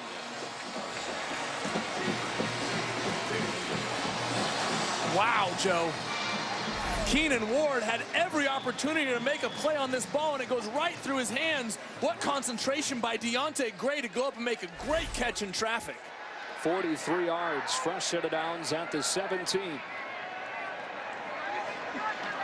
They pressure and blow up the play. Gets rid of it off of the hands of Gray. The defense came flying in there when it's 2nd down and 10. Let's go back to that catch from Deontay Gray on a huge 3rd down play. Joe, check out the concentration. This ball goes right through the hands of Keenan Ward. And in between two guys, Deontay Gray makes a drive-saving catch right there. TCU had really struggled with only 22 yards on their last 3 possessions. That's a big spark for them to start this second half. And it's the difference between these teams right now. TCU taking advantage when they've got a shot. Texas Tech not. Big-time pressure. Boykin got rid of it. Listenby got his hands under it. 1st down and goal at the 6 on a tremendous catch from Colby Listenby. Well, Joe, again, we saw on a key down Mike Smith bringing pressure against Trevon Boykin, and up to this point he has not been able to find his hot receiver, the receiver who is left vacant because of the pressure. That time finds Listenby, throws the ball on his back shoulder. Nice catch by Listenby to move the chains. They may take a look at this. Did it bounce? Yep. Review. Joe, strike what I just said. Yeah. Everything except for the catch. Yeah. So they will review it. It looks like it will be overturned. Pete Robertson got through, forced Boykin to throw high. And Joe, we've seen it all afternoon. Mike Smith is bringing pressure and forcing Trevon Boykin to make quick decisions. Early in the ball game, Boykin broke contain and made some big plays throwing the ball down the field. Over the last quarter and a half, that pressure has gotten in and contained Trevon Boykin and forced him to make good decisions from the pocket.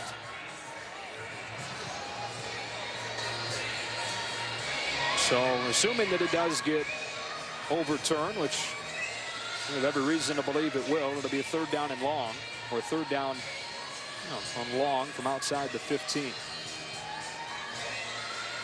3rd down and 10. If they do indeed overturn this call, and yet another big 3rd down for the Texas Tech defense, trying to hold TCU to another field goal. This opening drive of the second half. Cliff Kingsbury's team trying to get back-to-back wins. They snapped an 8-game Big 12 losing streak with a win against Kansas last week. And he and this team still have their sights set on a bowl game. It would be the 14th bowl trip in the last 15 seasons for TCU.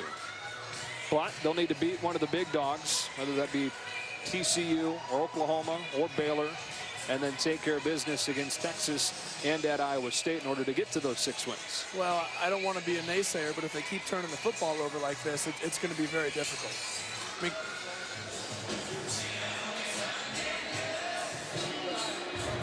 here's our call. After further review, the ruling is an incompleted forward pass. It will be 3rd down and 10 at the 17-yard line. Clock operator, please reset the game clock to 12:49. So 3rd and 10, and yeah, you said it, Joe. I mean, this what we're seeing today is exactly what this team has been for 2 months. Well, yeah, they can score points with anybody. We said at the very start of the game, Texas Tech can score the football, but the mistakes that they make allow their opponent to frankly get too far ahead to catch.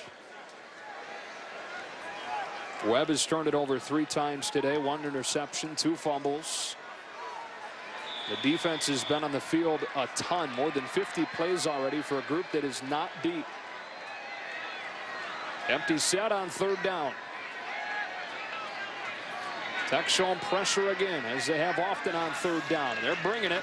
Boykin underneath. Listenby's got it, but shy of the 1st down. Tevin Madison with a tackle.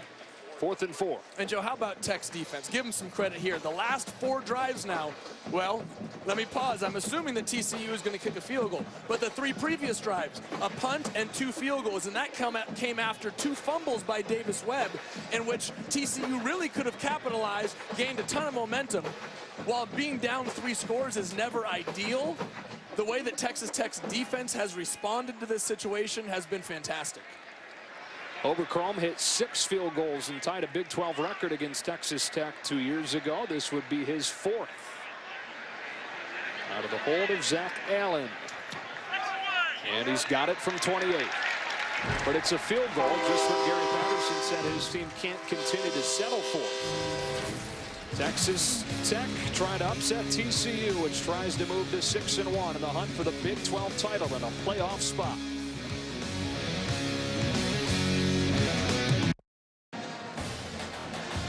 Fox College Football is sponsored by the Lincoln Motor Company, the first ever MKC. Early on, 2nd half, Fort Worth, Texas. TCU taking advantage of 3 Texas Tech turnovers today. They've got a 40-20 lead after a field goal on the opening possession of half number 2. Gary Patterson making that move in the offseason to the wide open spread. And his team has already scored more points than it did all of last season. Yeah, we've talked about what a great job Tech's defense has done at the end of the half and then to start this one. Let's give TCU credit. They are doing a wonderful job transforming what was a very average offense last year to one of the nation's most potent this year. This kick drops, and it is recovered by TCU. One of the up men signaled for a fair catch and then let it drop. And Justin Stockton behind him saw him signal the fair catch, so didn't try and get in his way to catch it. It just doesn't surprise me today. I mean, the way this ball game has gone, I think I've seen everything. Just a heads-up play by the TCU special teams. Again, another mistake by Texas Tech. The type of mistake that you cannot make. I mean, these are very basic things. You catch a kickoff. You don't rough the punter. You don't hit him after he kicks the ball. These are things that are very basic day one kind of things that Tech is making mistakes at. Tyler Skelzy let that one drop, and then Sammy Douglas recovered it. Catalan with 4 on 1st down. Let's check in with Chris Budden. TCU wide receiver Deontay Gray was on the table getting some cramps worked out in his calf. They were feeding him some liquids. This heat was something these teams were worried about. On 2nd down, Chris, Boykin will throw it out of bounds. Yeah, the heat climbed up near 90 today.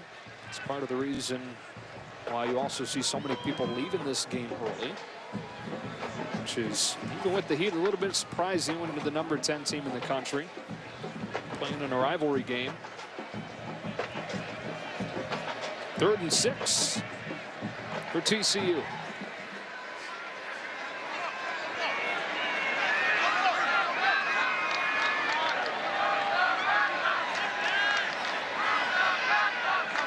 They bring pressure again. Boykin on the slant to Dotson. It's 1st and goal. And Dotson injured.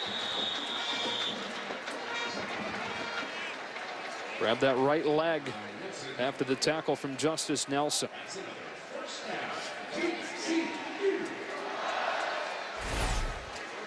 Joe, not what you want if you're a TCU fan here. Josh Dotson has been your most explosive wide receiver up to this point. Just gets his ankle rolled on as he falls down. But let's go back to why he has the ball in his hands to begin with. Texas Tech brought pressure, as they've done all day on third down, and Trevon Boykin recognized it and got the ball to the right guy at the right time.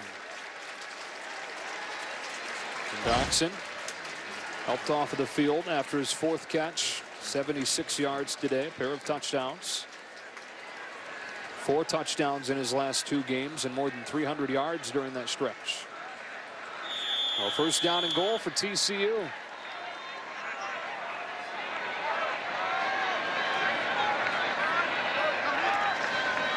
They fake the green and throw to the end zone for a touchdown with Cliff Murphy.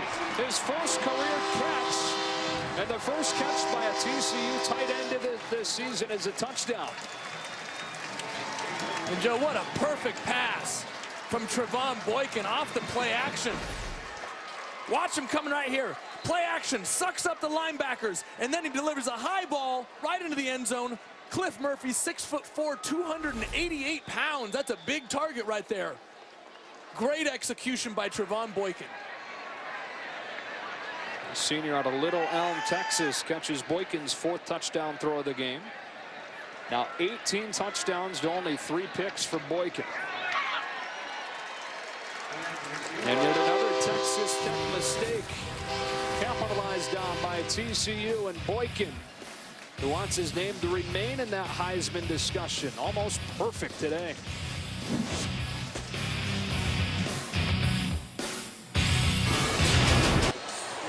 Well, top 4 teams in the AP poll entering the week: Mississippi State, Florida State, Ole Miss, and then Alabama. But how about our experts? Who do they pick as the top 4 teams in the nation right now? Here is our Burger King top 4. Well, yeah, the only difference between the Fox 4 and the AP poll is our group had Oregon in that 4th spot, recognizing that they're a different team with Jake Fisher back in the lineup with a more solid offensive line. They're playing like the team that we expected them to be at the start of the season. But that doesn't mean that Alabama, Auburn, even TCU here can't work their way back into the mix. Remember, Alabama has big games against Mississippi State and, of course, the game against Auburn. TCU has a gauntlet of a schedule to finish up. Games against West Virginia and Kansas State. A lot of college football left to be played. We talked about it off of the top. TCU is to make it into the playoff. They'll certainly have earned it going through this schedule. Here's Jakeem Grant from his own 5. It's stopped at the 15. Time now for a Lowe's Never Stop Improving game break. Here's Greg Wolf. All right, we go to Boulder, number 25. UCLA led 17-0 early. It would go to overtime. Second OT after a Colorado field goal. Brett Hundley to win it. UCLA much tougher than expected on the road, but they get the win 40-37. Joey, back to you. Greg, takes 2 overtimes for UCLA to beat Colorado. Not impressive, Joe. No. While UCLA is staying alive, they're definitely not the dominant team that a lot of people thought could go out and win the Pac-12 conference. From the 16, Davis Webb in Texas Tech back on offense. Webb with a first down throw, back shoulder. Reginald Davis has it for a first down and a gain of 14. His first catch of the day. A sophomore that the staff thinks might have the chance to eventually be the best of this wide receiving group. Well, I'm not saying something with guys like Bradley Marquez and Jakeem Grant in the mix. They whistled this one dead. So they went to Washington. Prior to the snap, the flag down. The previous play is under further review. And so they'll take a look to see if Davis got his feet in. Got a foot in.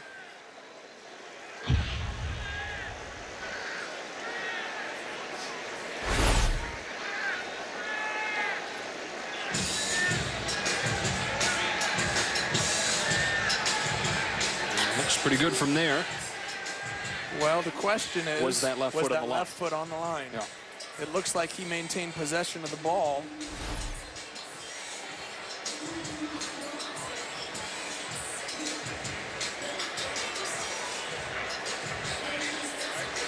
Davis, a guy that's already topped his totals from last year, trying to add to it. Mike Pereira with us, our rules expert back in Los Angeles. What do you see here, Mike? Well, I'll tell you what, very, very, very close. That left toe, is it on the ground and is it inbounds, which I think it is. And then Joey made the good point going to the ground. He maintains possession of the ball when he hits the ground. I really think this has to stay as a catch. You know, the key here being the fact that it was called a catch on the field. Have to have that indisputable video evidence to overturn it.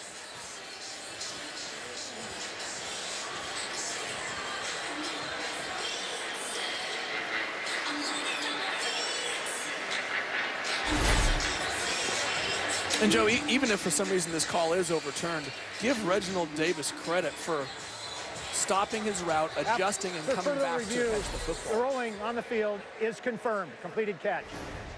Well, Joe, a lot of teams now are starting to throw. It's called a back shoulder fade, where instead of just running up the field, the quarterback purposefully throws the ball behind the receiver, knowing that it's going to come there. He stops, has an advantage over the defender, essentially puts his body in between the defender and the ball. Nice job adjusting his route and making the completion. So first down from the 30.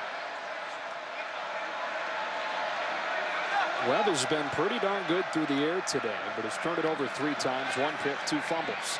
On the slant, that one pops out of the hands of Davis. Kevin White in coverage, and some pushing and shoving following the play. Surprised the flag hasn't come out. I think some of the offensive linemen for Tech took exception to some of the hits from TCU on their quarterback, Davis Webb. Oh, and Joe, I've seen Davion Pearson there, the defensive lineman for TCU, in the face of the Tech offensive lineman most of the afternoon. Those guys get overlooked a lot of the time, but there's been some good fighting going down in the trenches today.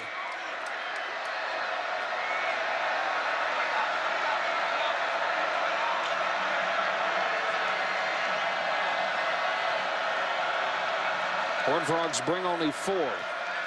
Webb into coverage, but out of bounds. Marquez covered well by Sam Carter. 3rd down and 10.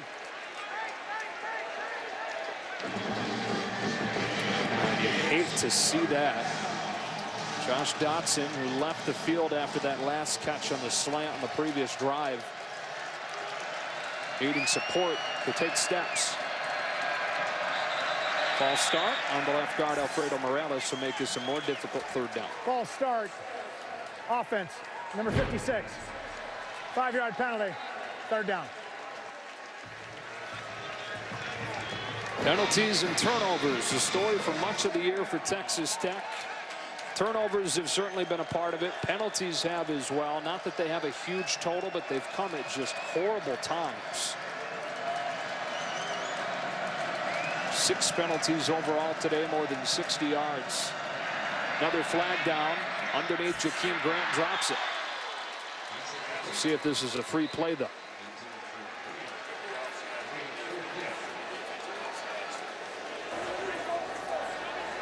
Offside.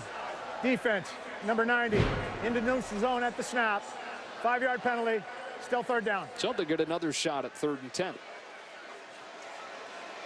And Joe, you mentioned turnovers and penalties today. It's also been the special teams. I mean, it's stuff that are very basic day one type of things that Texas Tech has been making mistakes on today. Mistakes in the kicking game that have really come back to haunt them. Those are mistakes that you absolutely can't make. Low snap picked up under pressure, got rid of it, incomplete. Well, with a 4-man rush, Webb was having to get rid of that one before he was ready to, and the punt team comes out, and Webb needs help getting up.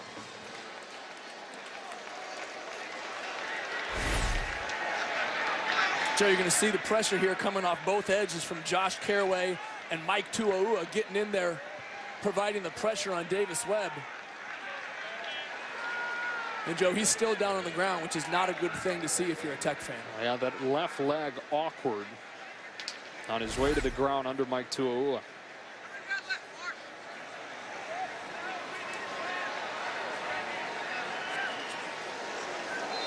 So the training staff takes a look at the sophomore quarterback Davis Webb, and we will take a break.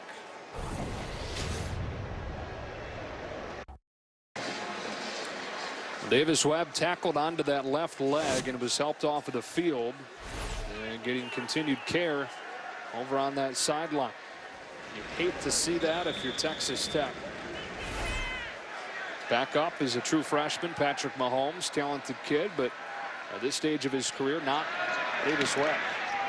Line drive punt on the first punt of the day. Taylor Samake Taken by Cameron Eccles-Looper with a flag flying in. Eccles-Looper hurtling across the 35, but again a flag down back inside the 20.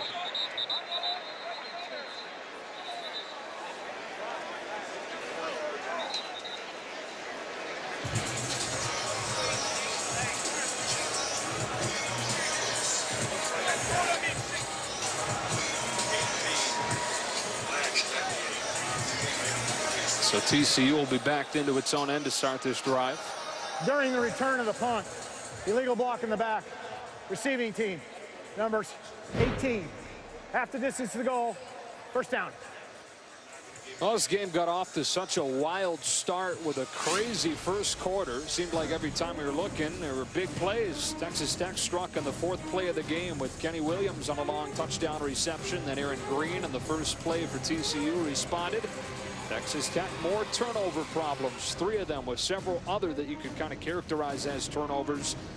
Trevon Boykin has taken advantage. 4 touchdowns for the junior quarterback who is trying to thrust himself into the Heisman discussion as we move into the back end, or at least the back half for this college football season. There is Patrick Mahomes, who has seen some time this year with Webb getting hurt against Oklahoma State. How about a flea flicker to start this drive? Listenby running behind Ward.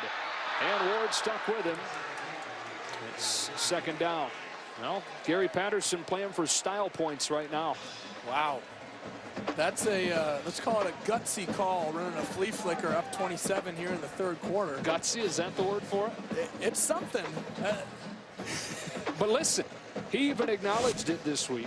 That win against Oklahoma State, because it was 42-9, people said, whoa, TCU. You know, and in a day and age where it's going to be an eye test. I think that running this schedule and winning the games in the Big 12 is going to be enough for TCU to get into that 4 at the end of the season. Gray sends a tackle. Another makes a move. Watch the speed. And look at him go. For a 91-yard touchdown.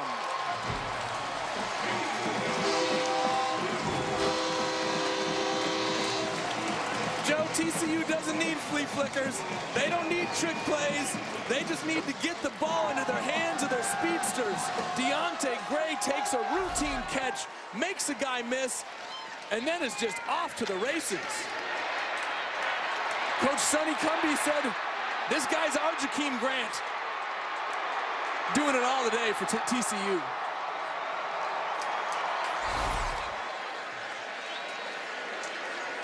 So Gray with his 2nd touchdown. Obercromb's extra point is good. Well, they ran a flea flicker and it was incomplete. Then they threw a hitch.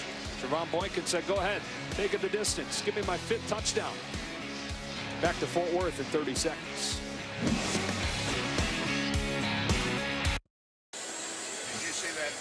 Davis Webb going off on crutches just a moment ago after leaving the game on his last offensive play, and Patrick Mahomes will get set to come in at quarterback. Fox College Football is presented by Geico back here in Fort Worth, where TCU has exploded after a bit of a rocky start. Webb leaving the game. Hate to see that for Texas Tech. Well, could anything else go wrong for Texas Tech today? I mean, this game has been, it's been a very good game, a very clean game played by TCU.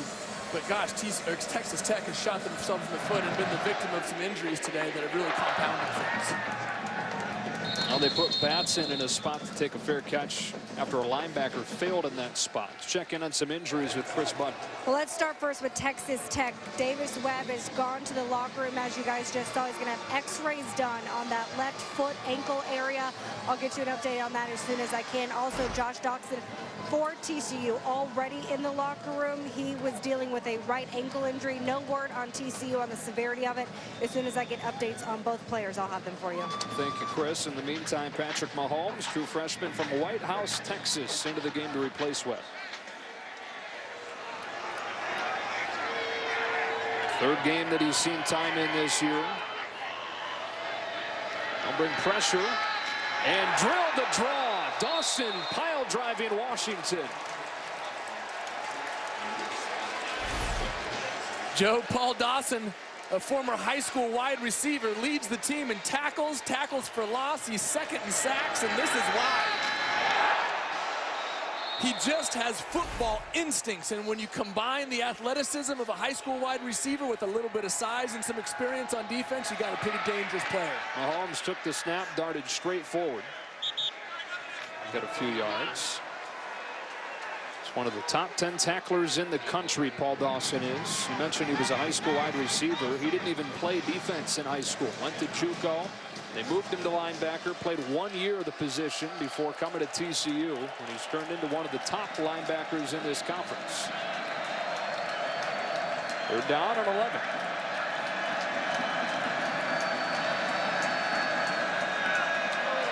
Mahomes' first throw is a duck. Dawson covering Marquez, and Texas Tech will punt. You know, as a testament to how much Texas Tech has shot itself in the foot, they're down 34 and are now punting for the second time. That's it.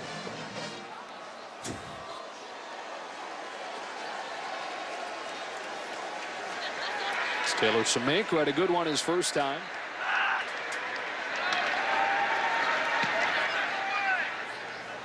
A good one here. Eccles Looper with a fair catch on a punt of 52 yards.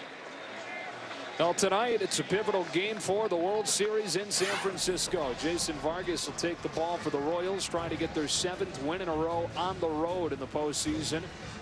Ryan Vogelsong scheduled to get it for the Giants. Remember, he gave up 4 runs in his last postseason start against the Cardinals. 7:30 Eastern. Coverage starts right here on Fox and on Fox Sports Go. There's a TCU connection. Brandon Finnegan retired both batters that he faced last night, and in doing so became the first player in history of the sport to pitch in both the College World Series and the World Series in the same year. You saw that KC hat in the middle there. It's going to be enshrined in Cooperstown. Boykin feeling the pressure and take it off. And I think Gary Patterson would love to see him slide. Second down. Well, right, especially after the injury to his wrist a couple weeks ago. But right there is a great example of the maturation of Trevon Boykin. When pressure came from the outside, he kept his eyes down the field and saw a hole right up the middle. In the past, he bails out, tries to break contain out of the pocket. Now hits Ty Slanina. Easy touchdown. Well, you want to talk about the eye test. TCU passing it with flying colors at the expense of Texas Tech. Joe, from what I've seen today, if TCU wins the rest of their football games, there is no reason why this team should not be in the Final Four, the college football playoffs at the end of the year. This is a fantastic football team led by a great defensive coach in Gary Patterson, an offense that is much improved behind Trevon Boykin, who's established himself as one of the best players in college football. These guys do it all. Averaging 20 points a game more than they did during the 4-8 season last year. 61-20. Take a break and be back to Fort Worth in 30 seconds.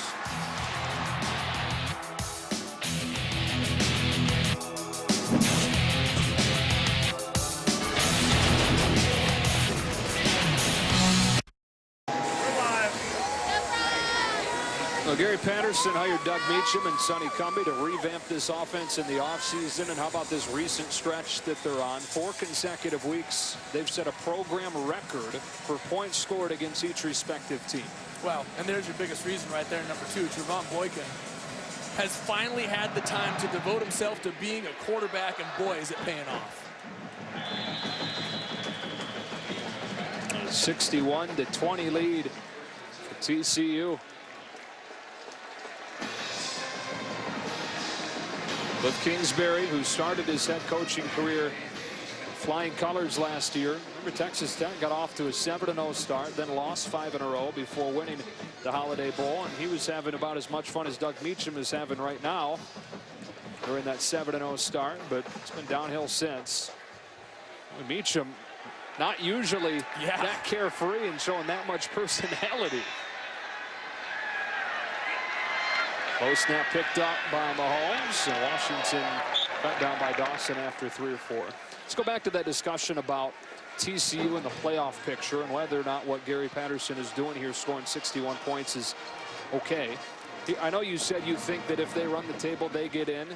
But can you blame Patterson for not wanting to take the chance, wanting to do everything he can to make sure that they're noticed? No, not at all, especially considering the position they were in to start the season. The teams that you're talking about in the Big 12 were Oklahoma and Baylor. Now, after beating Oklahoma and losing a close one to Baylor, TCU has put themselves in a position to win this Big 12 after people thought they had no business being here. Sam Carter drills Bradley Marquez, who again suffered bruised ribs last week. Well, I want to go back to the schedule that TCU is playing. They beat Oklahoma when they were number 4 in the country. They lost a close one to Baylor when they were number 5. They beat a ranked Oklahoma State team last week, who was number 15 at the time they played them. West Virginia was number 20 in the country. Kansas State is coming up at number 11. If they run this schedule, this is as good as any schedule in the country, including those teams in the SEC West. Play clock winding down, and we'll take a timeout. Timeout, Texas Tech. TCU also handled Minnesota here. Now, Minnesota suffered its second loss of the season today to Illinois, so that win doesn't look quite as good. But plenty of opportunities still left. 5 ranked teams in 6 weeks. And not just ranked teams. Oklahoma and Baylor were considered by many, and Baylor still by some to be one of the top 10 teams in the country. I mean, don't forget, 3 weeks ago, people were talking about Oklahoma as the best team in college football. Then TCU goes and knocks them off. Plays a classic game against Baylor the following week, comes back with a big win against Oklahoma State. What Gary Patterson is doing here at TCU is building a resume for the end of this season, and frankly, maybe for this week when the first votes come out for the college football playoffs. What's happened to Oklahoma? Is it the top 10 jinx? I mean, I don't know. Every time Oklahoma starts in the top 10, yeah, they seem to end up the season with a couple losses. When they're looked at as kind of an outsider, those are the years that they come up big. They still got to play Baylor November 8th. They're down and 1. And only 4 in the box for TCU. Mahomes a good runner and ran into that box, which was light, but TCU fighting right through those blocks. Chucky Hunter drops him at the line of scrimmage. 4th down.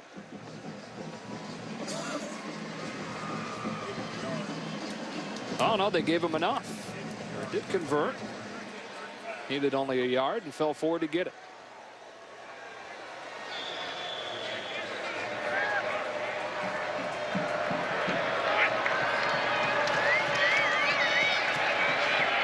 Mahomes throws on the move and caught by DJ Polite-Bray with the pressure from Josh Carraway on Patrick Mahomes.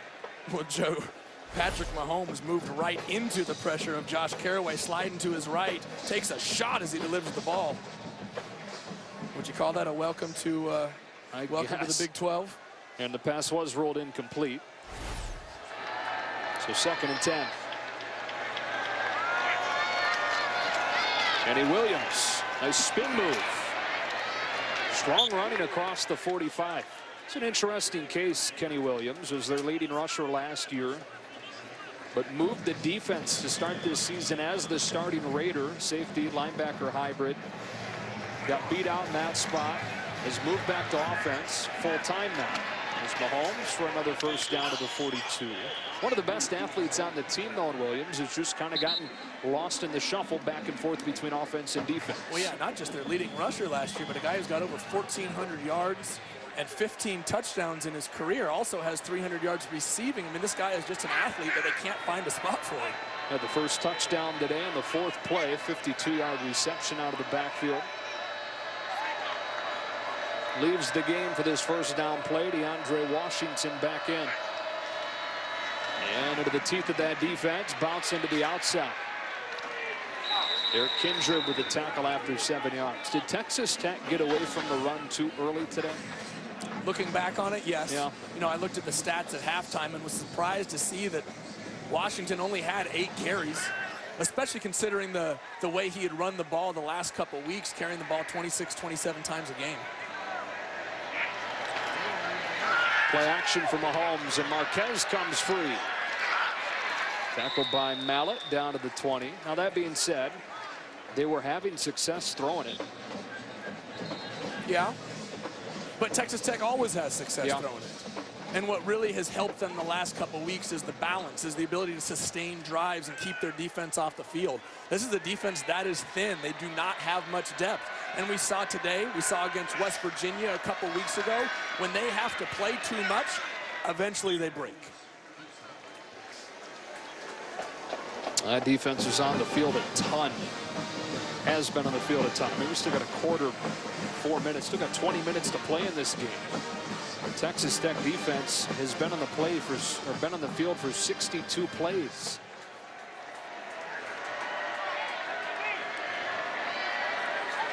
Second down, they motion Quentin White out. Mahomes throwing one to the sideline for his fellow freshman Ian Sadler, who sets up first down and goal. Joe, nice job by the freshman Patrick Mahomes sitting in there and throwing a nice ball to the outside of the field. You'll see Sadler here at the slot position, runs up, runs what's called an out route to the sideline. What I like about the ball is it's high into the outside and doesn't allow the defender to make a play on it. Mahomes pulls it and gets popped. Anthony Tejada and Chris Hackett combined. Second and goal.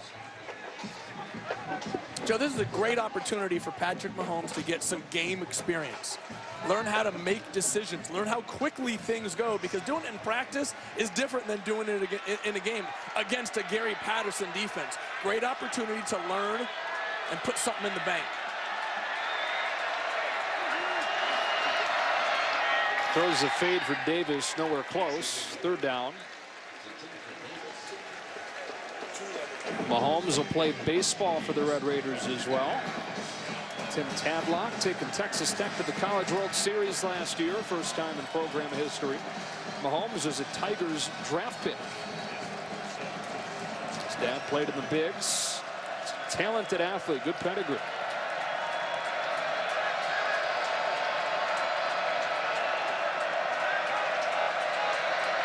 Play clock inside of 10. On third and goal for Texas Tech. Mahomes to throw. Scrambling, keeping his eyes in the end zone, and will flip one in for Cantrell. It's Cantrell's first touchdown of the season, and you see what Mahomes brings to the table. Yeah, his ability to escape, his ability to create outside the pocket.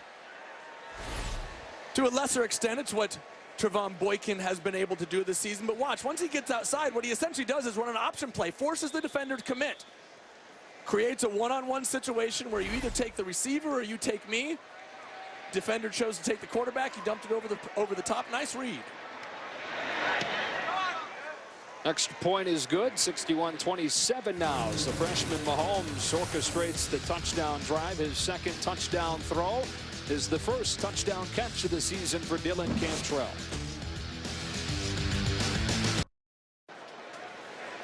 Patrick Mahomes was the Texas High School Player of the Year last year at 50 passing touchdowns, 4,600 yards. Let's check in with Chris Budden. Joe, the injuries continue to pile up for Texas Tech. Jakeem Grant is on the trainer's table with ice on his left ankle. He is questionable to come back. I'm told this is the same ankle that he injured against Kansas last week. One other note, Davis Webb will not be coming back to this ballgame. Okay, Chris, and the look on Jakeem Grant's face just about says it all for this season for Texas Tech.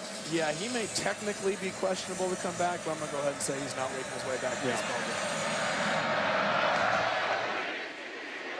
Colby Listenby, who can really fly, will bring it out. The track star. Cut down to the 25. His quarterback, Trevon Boykin, with another big day. 6 touchdowns for Boykin. And now in the season, 20 of them through the air to just 3 picks. The difference between last year and this year is Trevon Boykin is using his legs in the right situations. He's keeping his eyes down the field.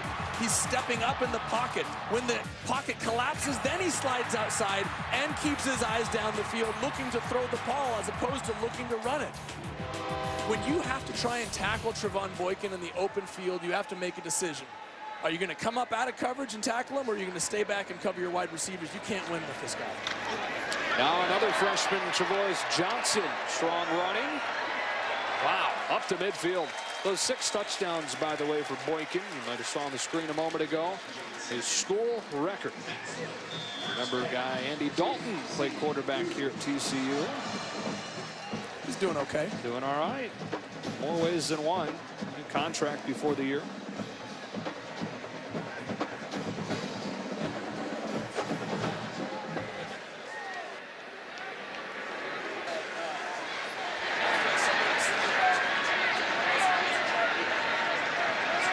From midfield, back to Johnson, who hits the hole hard. Travois Johnson up to the 22 on a run of 28 yards. And it doesn't matter who they're giving the ball to right now, they're getting chunks. Well, yeah, you saw TCU try and run a flea flicker earlier that didn't work. Just stick to the basics, because the hitches and the power off tackle, those are the ones that are getting you the big plays. TCU is just an explosive football team. You know what? You watch them on film, and there's nobody that jumps out at you, maybe with the exception of Trevon Boykin, that you say, wow, that guy's an All-American. But what does jump out is they have good player after good player after good player after good player, and you put them all together, and you got yourself a heck of a football team. Throws a slant here on the money to Emmanuel Porter, true freshman from Dallas, who chose TCU over LSU and Texas. Has another first down and another completion from Trevon Boykin, who now has his 5th career 300-yard passing game, which already ties his school record. Can you believe Andy Dalton only had 5 300-yard games during his career? That doesn't seem like enough. Yeah. With the success that they had while he was here.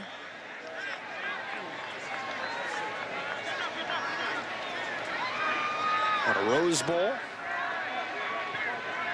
In 2010, beating Wisconsin. From the 12, Boykin looking for his 7th touchdown throw of the day, and he's got it with Porter. It's his first career touchdown.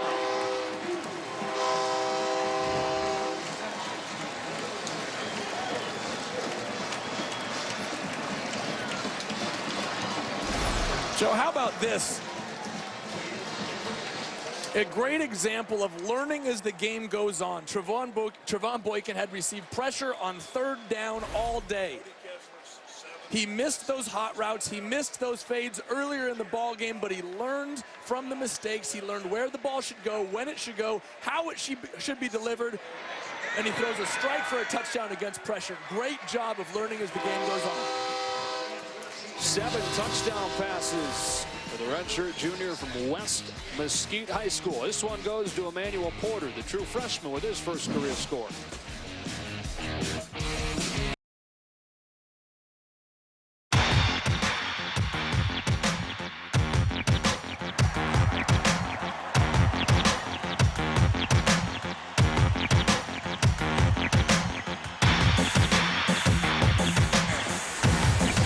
Seven touchdowns.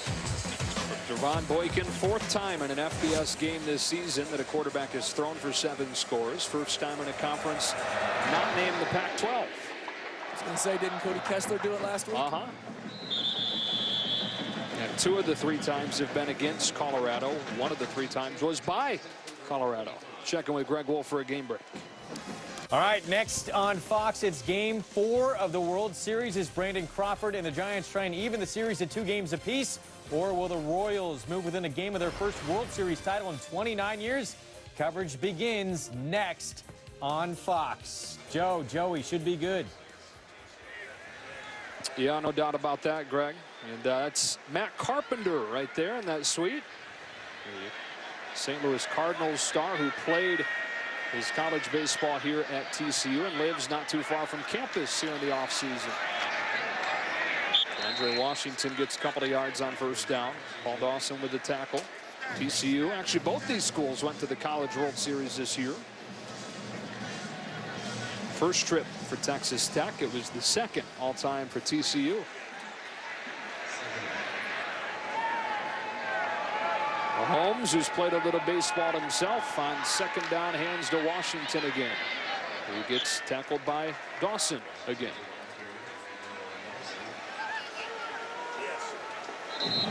Good to see Davis Webb back on the sideline. although on crutches.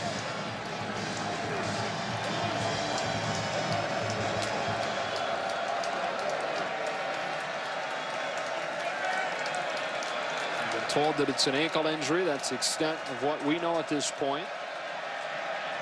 Here's Mahomes.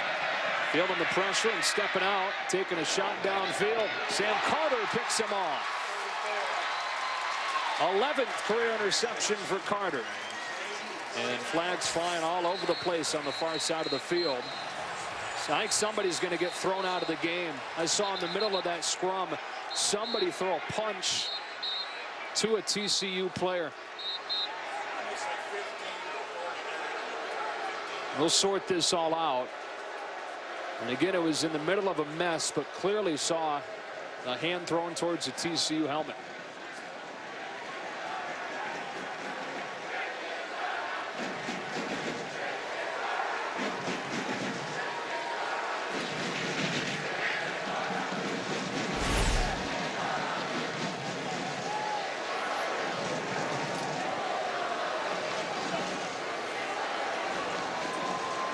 Well, Joe, just a young mistake. A young quarterback trying to make a play down the field.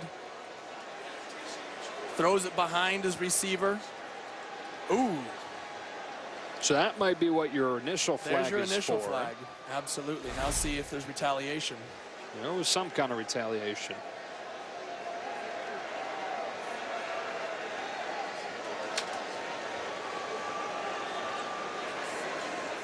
This Big 12 officiating crew trying to sort through what was a mess on that far sideline.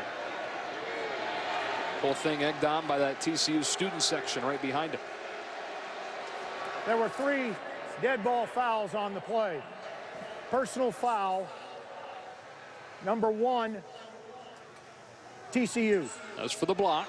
Personal foul, number 3, Texas Tech. Both of those resulted in a punch. Both players are disqualified from the game. Yeah, so there were 2 punches. I saw the one punch that DJ Polite-Bray threw. Hackett apparently threw one as well, and they'll both get tossed. Well, you saw Hackett shaking his head there. Okay, here's Gaines right here. DJ Polite-Bray, double number. Okay, headbutt. I didn't see a punch from punch Hackett. by Hackett either. No.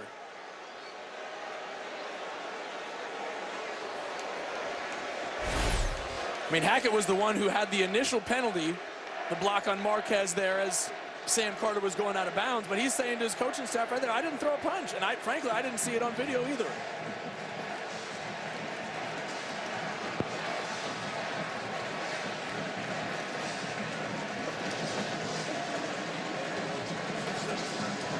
This game well in hand, but you hate to see that for a kid who deserved the personal foul, no doubt, but didn't throw a punch and shouldn't be thrown out.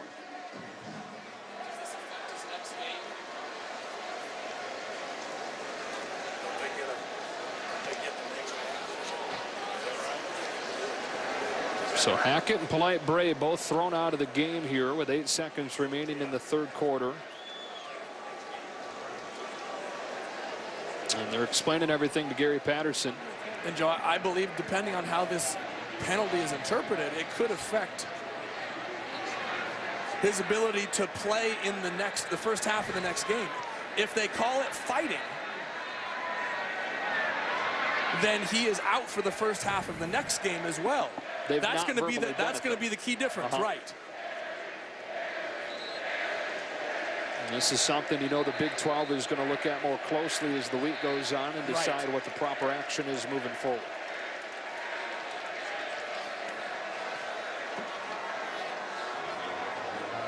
Chris Hackett saying film doesn't lie. You'll see. But in the meantime, that does him no good. A new quarterback in the game, Matt Jokel, Texas A&M transfer, who a lot of folks thought would win the job coming into the year, replacing Trevon Boykin. Travoris Johnson stopped at the line of scrimmage to bring this 3rd quarter to a close. We'll talk more about Jokel to begin the 4th But that third was all about Trevon Boykin and TCU. Number 10 making a case to move up in the standings and to be a part of the college football playoff discussion.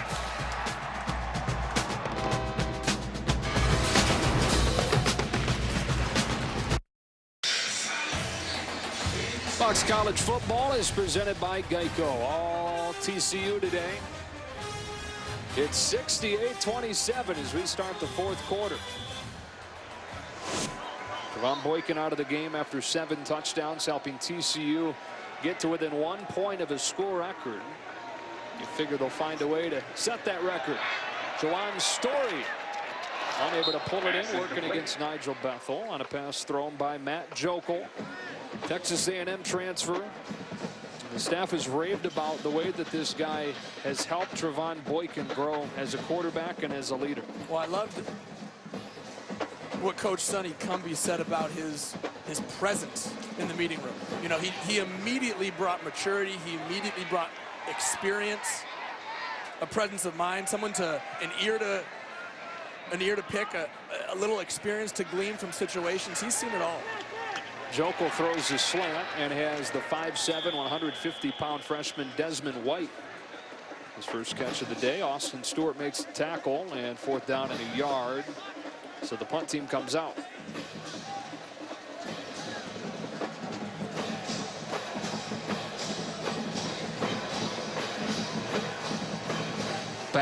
Cameron Batson back to receive it from Ethan Perry. I think this game really turned on a couple of special teams plays back in that first half. One of them, the fake punt pass play that was called a pass interference. And let TCU hold on to the ball. They capitalized the next play with a touchdown and have run away with it. On their way to getting to 6-1. Fox College football is sponsored by Bud Light, who reminds fans to stay in the game and drink responsibly. By Allstate, proud supporters of college football. Are you in good hands? And by Lowe's. Lowe's never stop improving. In the fourth quarter, 68-27. TCU a point short of a school record. 2 points short of becoming the 8th team to hit 70 in an FBS game this year. Here's Justin Stockton, the freshman, running across the 10 and tackled from behind by Davion Pearson. Stockton, a highly touted recruit, more than 6,000 yards in his high school career. Averaging more than 9 yards per carry this year. Has only carried it now 33 times on the season. DeAndre Washington getting the bulk of the load in the running game. 2 freshmen in the backfield right now, with Mahomes in the game for the injured Davis Webb. Mahomes takes his eyes down and then goes down. Dawson got it.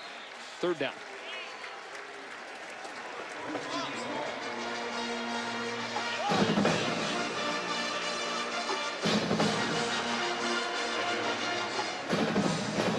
Dawson is starting to draw a ton of NFL interest. Here in his senior season, the Dallas Skyline High product. He's only been playing linebacker for a few seasons.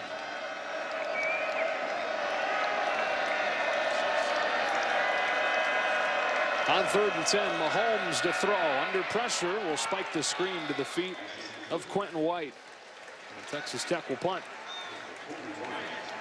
Josh Carraway with the pressure.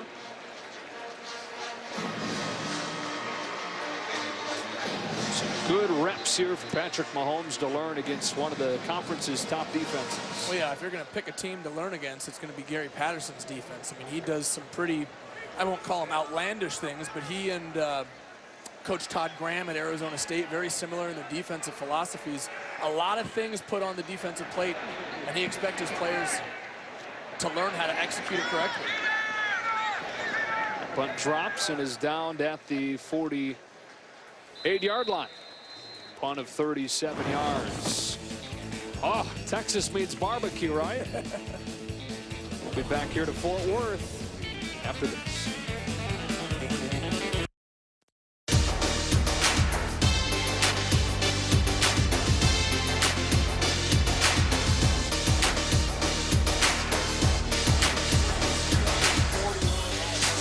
Fort Worth, pictures of today's blowout win for TCU as we look at our Domino's stat tracker. School record for Trevon Boykin with the 7 passing touchdowns. Aaron Green quietly in that first half had his first career 100-yard rushing game on just 6 carries. And Deontay Gray, a couple of touchdowns, 165 receiving.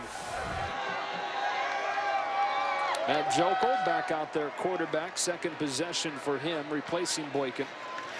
And here's Trevorris Johnson, the freshman tailback. Back to the line of scrimmage, tackled by VJ Fehoko.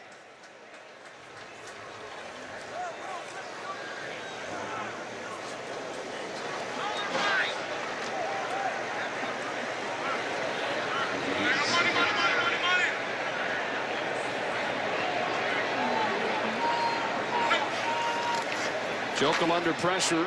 Underneath it's Story. The Florida transfer accelerates inside the 35 after his second catch. On to pick up the 15. Well, folks have started to talk Heisman when they've talked Trevon Boykin's name. I think if anybody had any questions about whether or not he belongs in that discussion, those questions were answered today. Here's Johnson inside the 15. Well, yeah, Trevon Boykin has, if nothing else, thrust his name into the discussion. I think it was a 3-man race coming into today. Dak Prescott, Marcus Mariota, Melvin Gordon, running back from Wisconsin. But 7 touchdowns. I mean, there were times today, I mean, if we're going to look critically, when Trevon Boykin wasn't at his best against the pressure early on that Texas Tech brought, he missed a couple plays. But what I loved is that he learned from it, and he corrected those mistakes and threw touchdowns because of it later in the ballgame. I think Trevon Boykin is in the discussion. I think Amir Abdullah. Now Jokel off of the pull read down to the 6. Amir Abdullah, running back from Nebraska. Remember the 7-1 Nebraska Cornhuskers only lost to Michigan State. For the 4th time this season, Amir Abdullah goes over 200 yards. Sets a new Nebraska school record for total yards today. Matt Jokel banged up on that run. They bring the 3rd quarterback into the game, Zach Allen, freshman who handles the holding duties. He's from Temple, Texas. Tech ready to greet him with pressure. He pulls it and gets the first down. To finish off the Heisman discussion, I think that, and this isn't going to be groundbreaking by me saying it, whoever wins down at the stretch is going to walk away with this hardware, because so often it's given to the players that have success, have team success, the individual success combined with winning football games. So if TCU wins the Big 12, don't be expected to see, or don't be surprised to see Trevon Boykin. If Oregon wins the Pac-12, don't be surprised to see Marcus Mariota. Same with Mississippi State and Dak Prescott, especially coming out of that SEC West. Option play. Allen will flip it off to Johnson with a cut and a touchdown.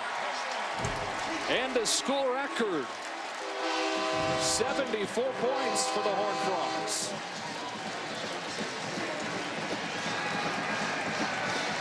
Well, 10 years ago, Sonny Cumbie, who's one of the offensive coordinators directing this show for TCU, scored 70 against TCU and Gary Patterson while he was the quarterback for Texas Tech.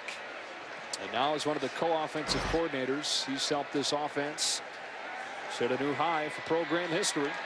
This extra point from Oberchrome sets that mark at 75. TCU making a lot of people around the country take a second look. What did they do? How many did they score?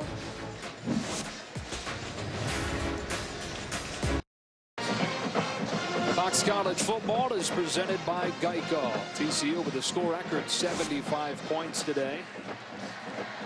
Boykin with a school record 7 touchdown passes. Texas Tech has never given up this many points in a game. There are the co-offensive coordinators, Doug Meacham, Sonny Cumbie.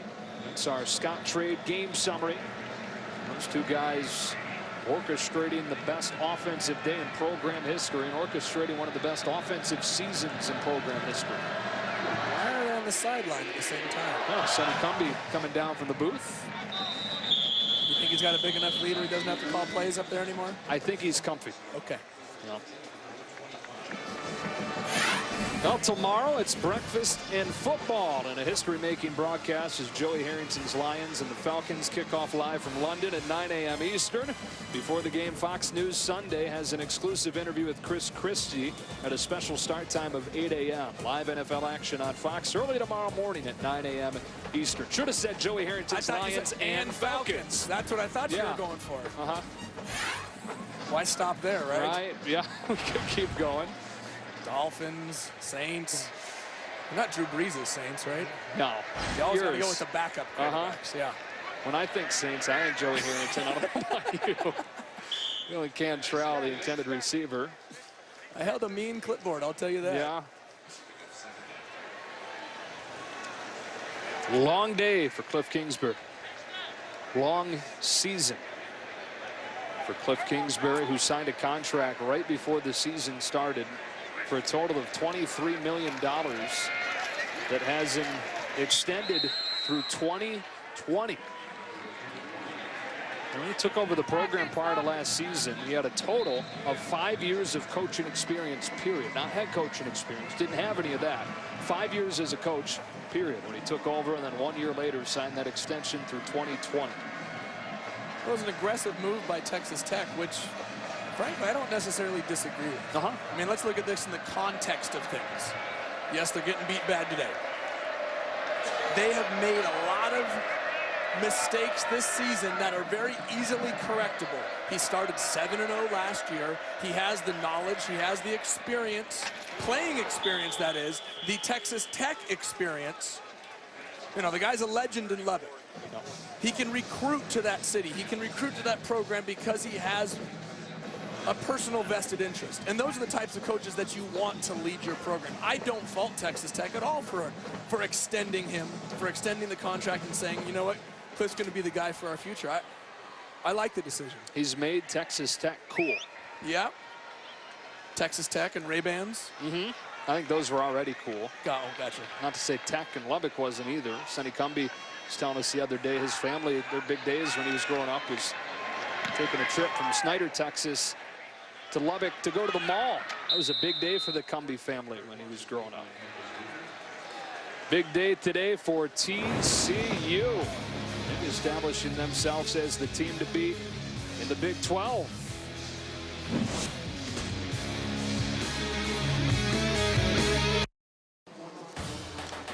Fox College Football is sponsored by DirecTV. Call yourself a sports fan, you got to get DirecTV.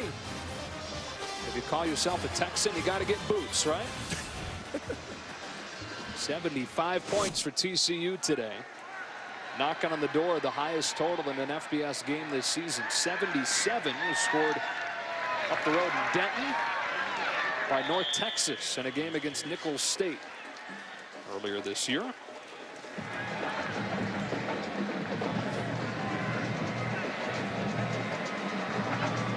Enjoyed talking with Gary Patterson yesterday. Conversationalist. Is that a word? It is now. Yeah. That guy can drive a conversation. And that man loves TCU and TCU football. Well, why wouldn't he? I mean, he's personally invested in what's going on here with this football program, and he loves it. I mean, what young man wouldn't want to come play for a coach that really takes pride in what he does? Not just coaching a team, but really being part of this community, being part of this university. He's been here as the head coach for 14 years after a few years as the D coordinator. Took him from Conference USA to Mountain West to the Big 12, and now in the third year competing for the title. One of the great defensive minds in college football. He said that scheming defense is his way of scratching his creative itch. It used to be writing music, playing guitar in a band. Flag comes in. False start. False start. Offense, number 68. 5-yard penalty. First down. Played in a band called Walk On Easy. Him and his friends got it from a horse, racehorse. Turned it into a band. You're a music guy yourself, right? You guys both play by ear. Yeah, I never played in a band like that, though. No? No. It takes some guts. He said they played at everything. Back home in Kansas, where he's from, pretty much had the monopoly on the weddings in the area. It's a big industry, I've heard. Hicks gets a few. We're talking about his time here at TCU. His first full season was 2001. He spent 4 years in Conference USA. They moved into the Mountain West in 2005. They were in the Mountain West when they won the Rose Bowl in 2010, beating Wisconsin. Now in their third season in the Big 12, and after going 11-14 over those first 2 seasons, ready to move to 6-1. After they were picked to finish near the bottom of the conference following that 4-8 season last year. And Joe Franklin, they're back where they deserve. They're back where they need to be. After the breakup of the Southwest Conference, TCU was kind of a no man's land there for a while. You know, bounced around from conference to conference, and they need to be here in the Big 12. They need to be playing the schools like Texas and Texas Tech and Baylor, Oklahoma State. That's their home. That's where they belong. It's good to see them back here and having success. Gary Patterson was saying he'd like to see the Baylor-TCU game moved to the end of the season. He thinks that's one of the real emerging rivalries in the Big 12. Certainly looked like it with that classic down in Waco a couple of weeks ago. Hicks goes to midfield. Well, the moment here, let's check into the studio with Greg Wolf. All right, thanks. Next on Fox, McCovey Cove is packed in anticipation. It's Game 4 from AT&T Park in San Francisco. Can the Giants even the series, or will Ned Yost and the Royals take a commanding 3-1 lead? Coverage begins from San Francisco immediately after the game. Joey, back to you. Greg, I promise that will be closer than this one. More than half of the games in the Major League Baseball postseason have been decided by 1 run, including Game 3 last night. Hicks moves the chains again inside the 45.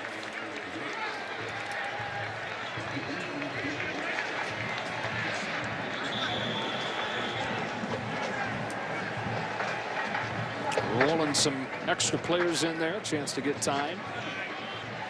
Into the game at quarterback, Bram Kohlhausen. It's the 4th quarterback that's checked in. Can he lead them to the 80-point mark?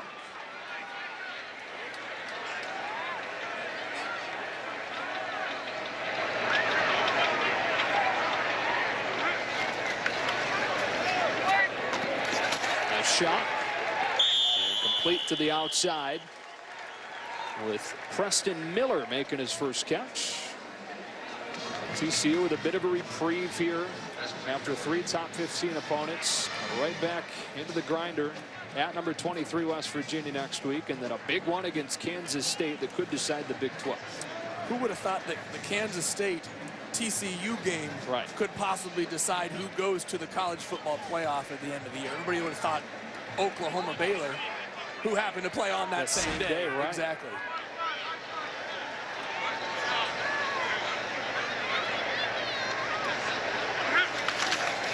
Second down. Boris Johnson gets a block from Eccles Looper. Turns the corner inside the 30. So first down for TCU. Our crew is led by the producer-director combo of Eric Billigmeyer and Jeremy Green. Associate Director is Brian Biederman. Broadcast Associate is Ben Toder. Leading our wonderful crew of men and women in Fort Worth today.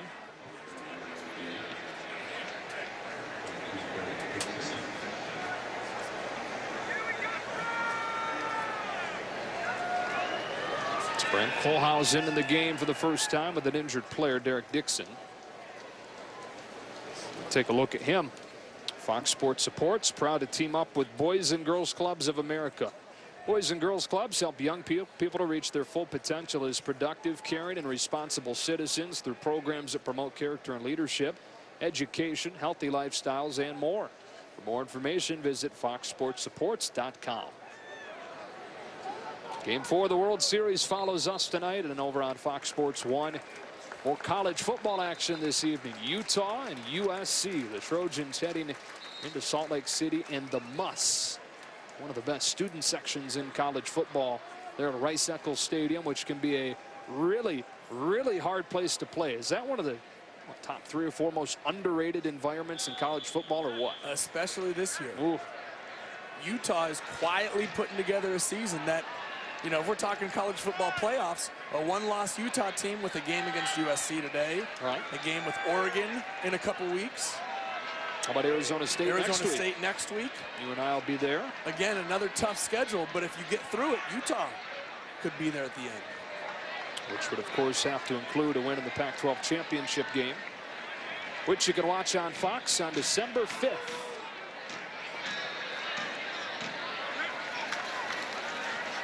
Johnson runs into a wall.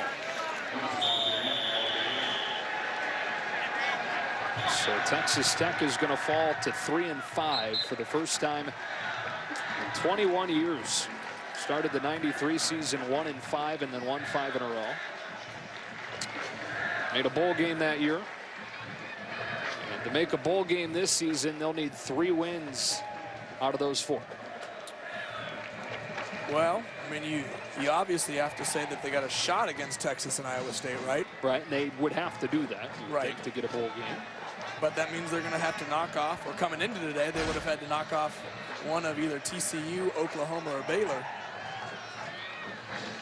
Which, the way they played today, I wouldn't necessarily be betting on as the season went on.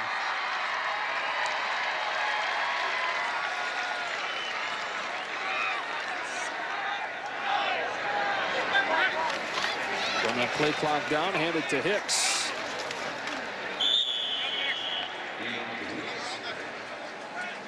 Well, how about our Fox Sports 1 play of the game?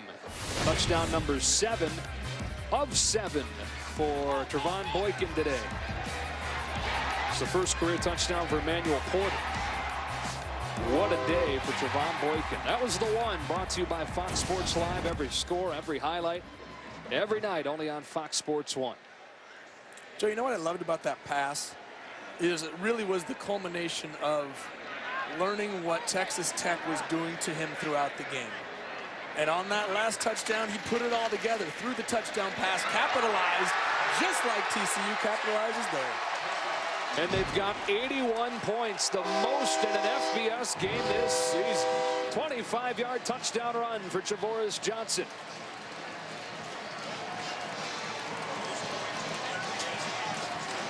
A team that a season ago averaged only 25 points per game. They've brought in Doug Meacham. They've brought in Sonny Cumbie. It looks like they brought in LaDainian Tomlinson and Andy Dalton and, frankly, anybody else who played here in the past.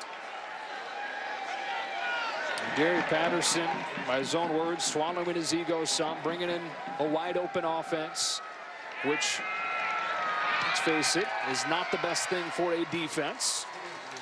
And his team has now put up 82 points. It's the most in an FBS game in 2 years.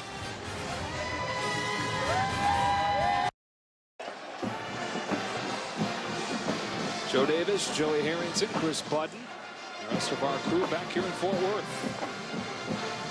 Closing minutes. Closing seconds now. That clock can't run out fast enough for Texas Tech. And for those of you ready to watch Game 4 of the World Series, Royals and Giants from out in San Francisco. Kevin Burkhardt and the guys will have the pregame show for you. Joe, Harold, and Tom with the call of Game 4.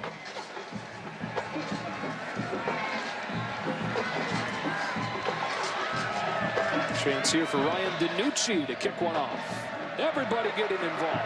Joey, did you bring your pads? I think they're out of quarterbacks. I hung those up a long time ago, Joe. Minute 16 left. And it's Patrick Mahomes again.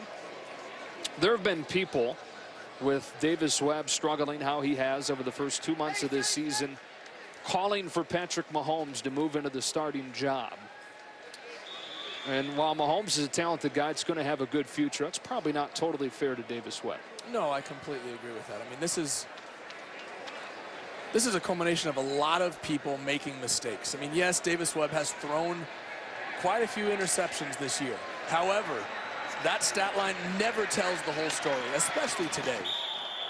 Mistakes in the kicking game, penalties. The penalties put you behind the chains. As a quarterback, you feel like you have to press and get it all back, you know, especially as a young quarterback. So I would tend to look at the good things that Davis Webb has done, like being fourth in the country in touchdown passes, and say, all right, now you've got 2 years under your belt. You got a great head coach who's been there and done that. It's time to learn from those mistakes and start correcting them.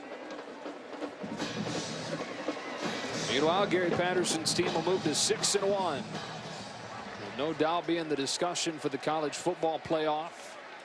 They can take care of business down the stretch. We'll have as good a case as any one-loss team to get into the inaugural playoff. And boy, what a scene that would be. Not too far from here, about a 20-mile drive to Jerry's World. 785 yards, a school record. 83 points, or 82 points allowed by Texas Tech. On the other side of this break, it is Game 4 of the World Series. That does it from Fort Worth.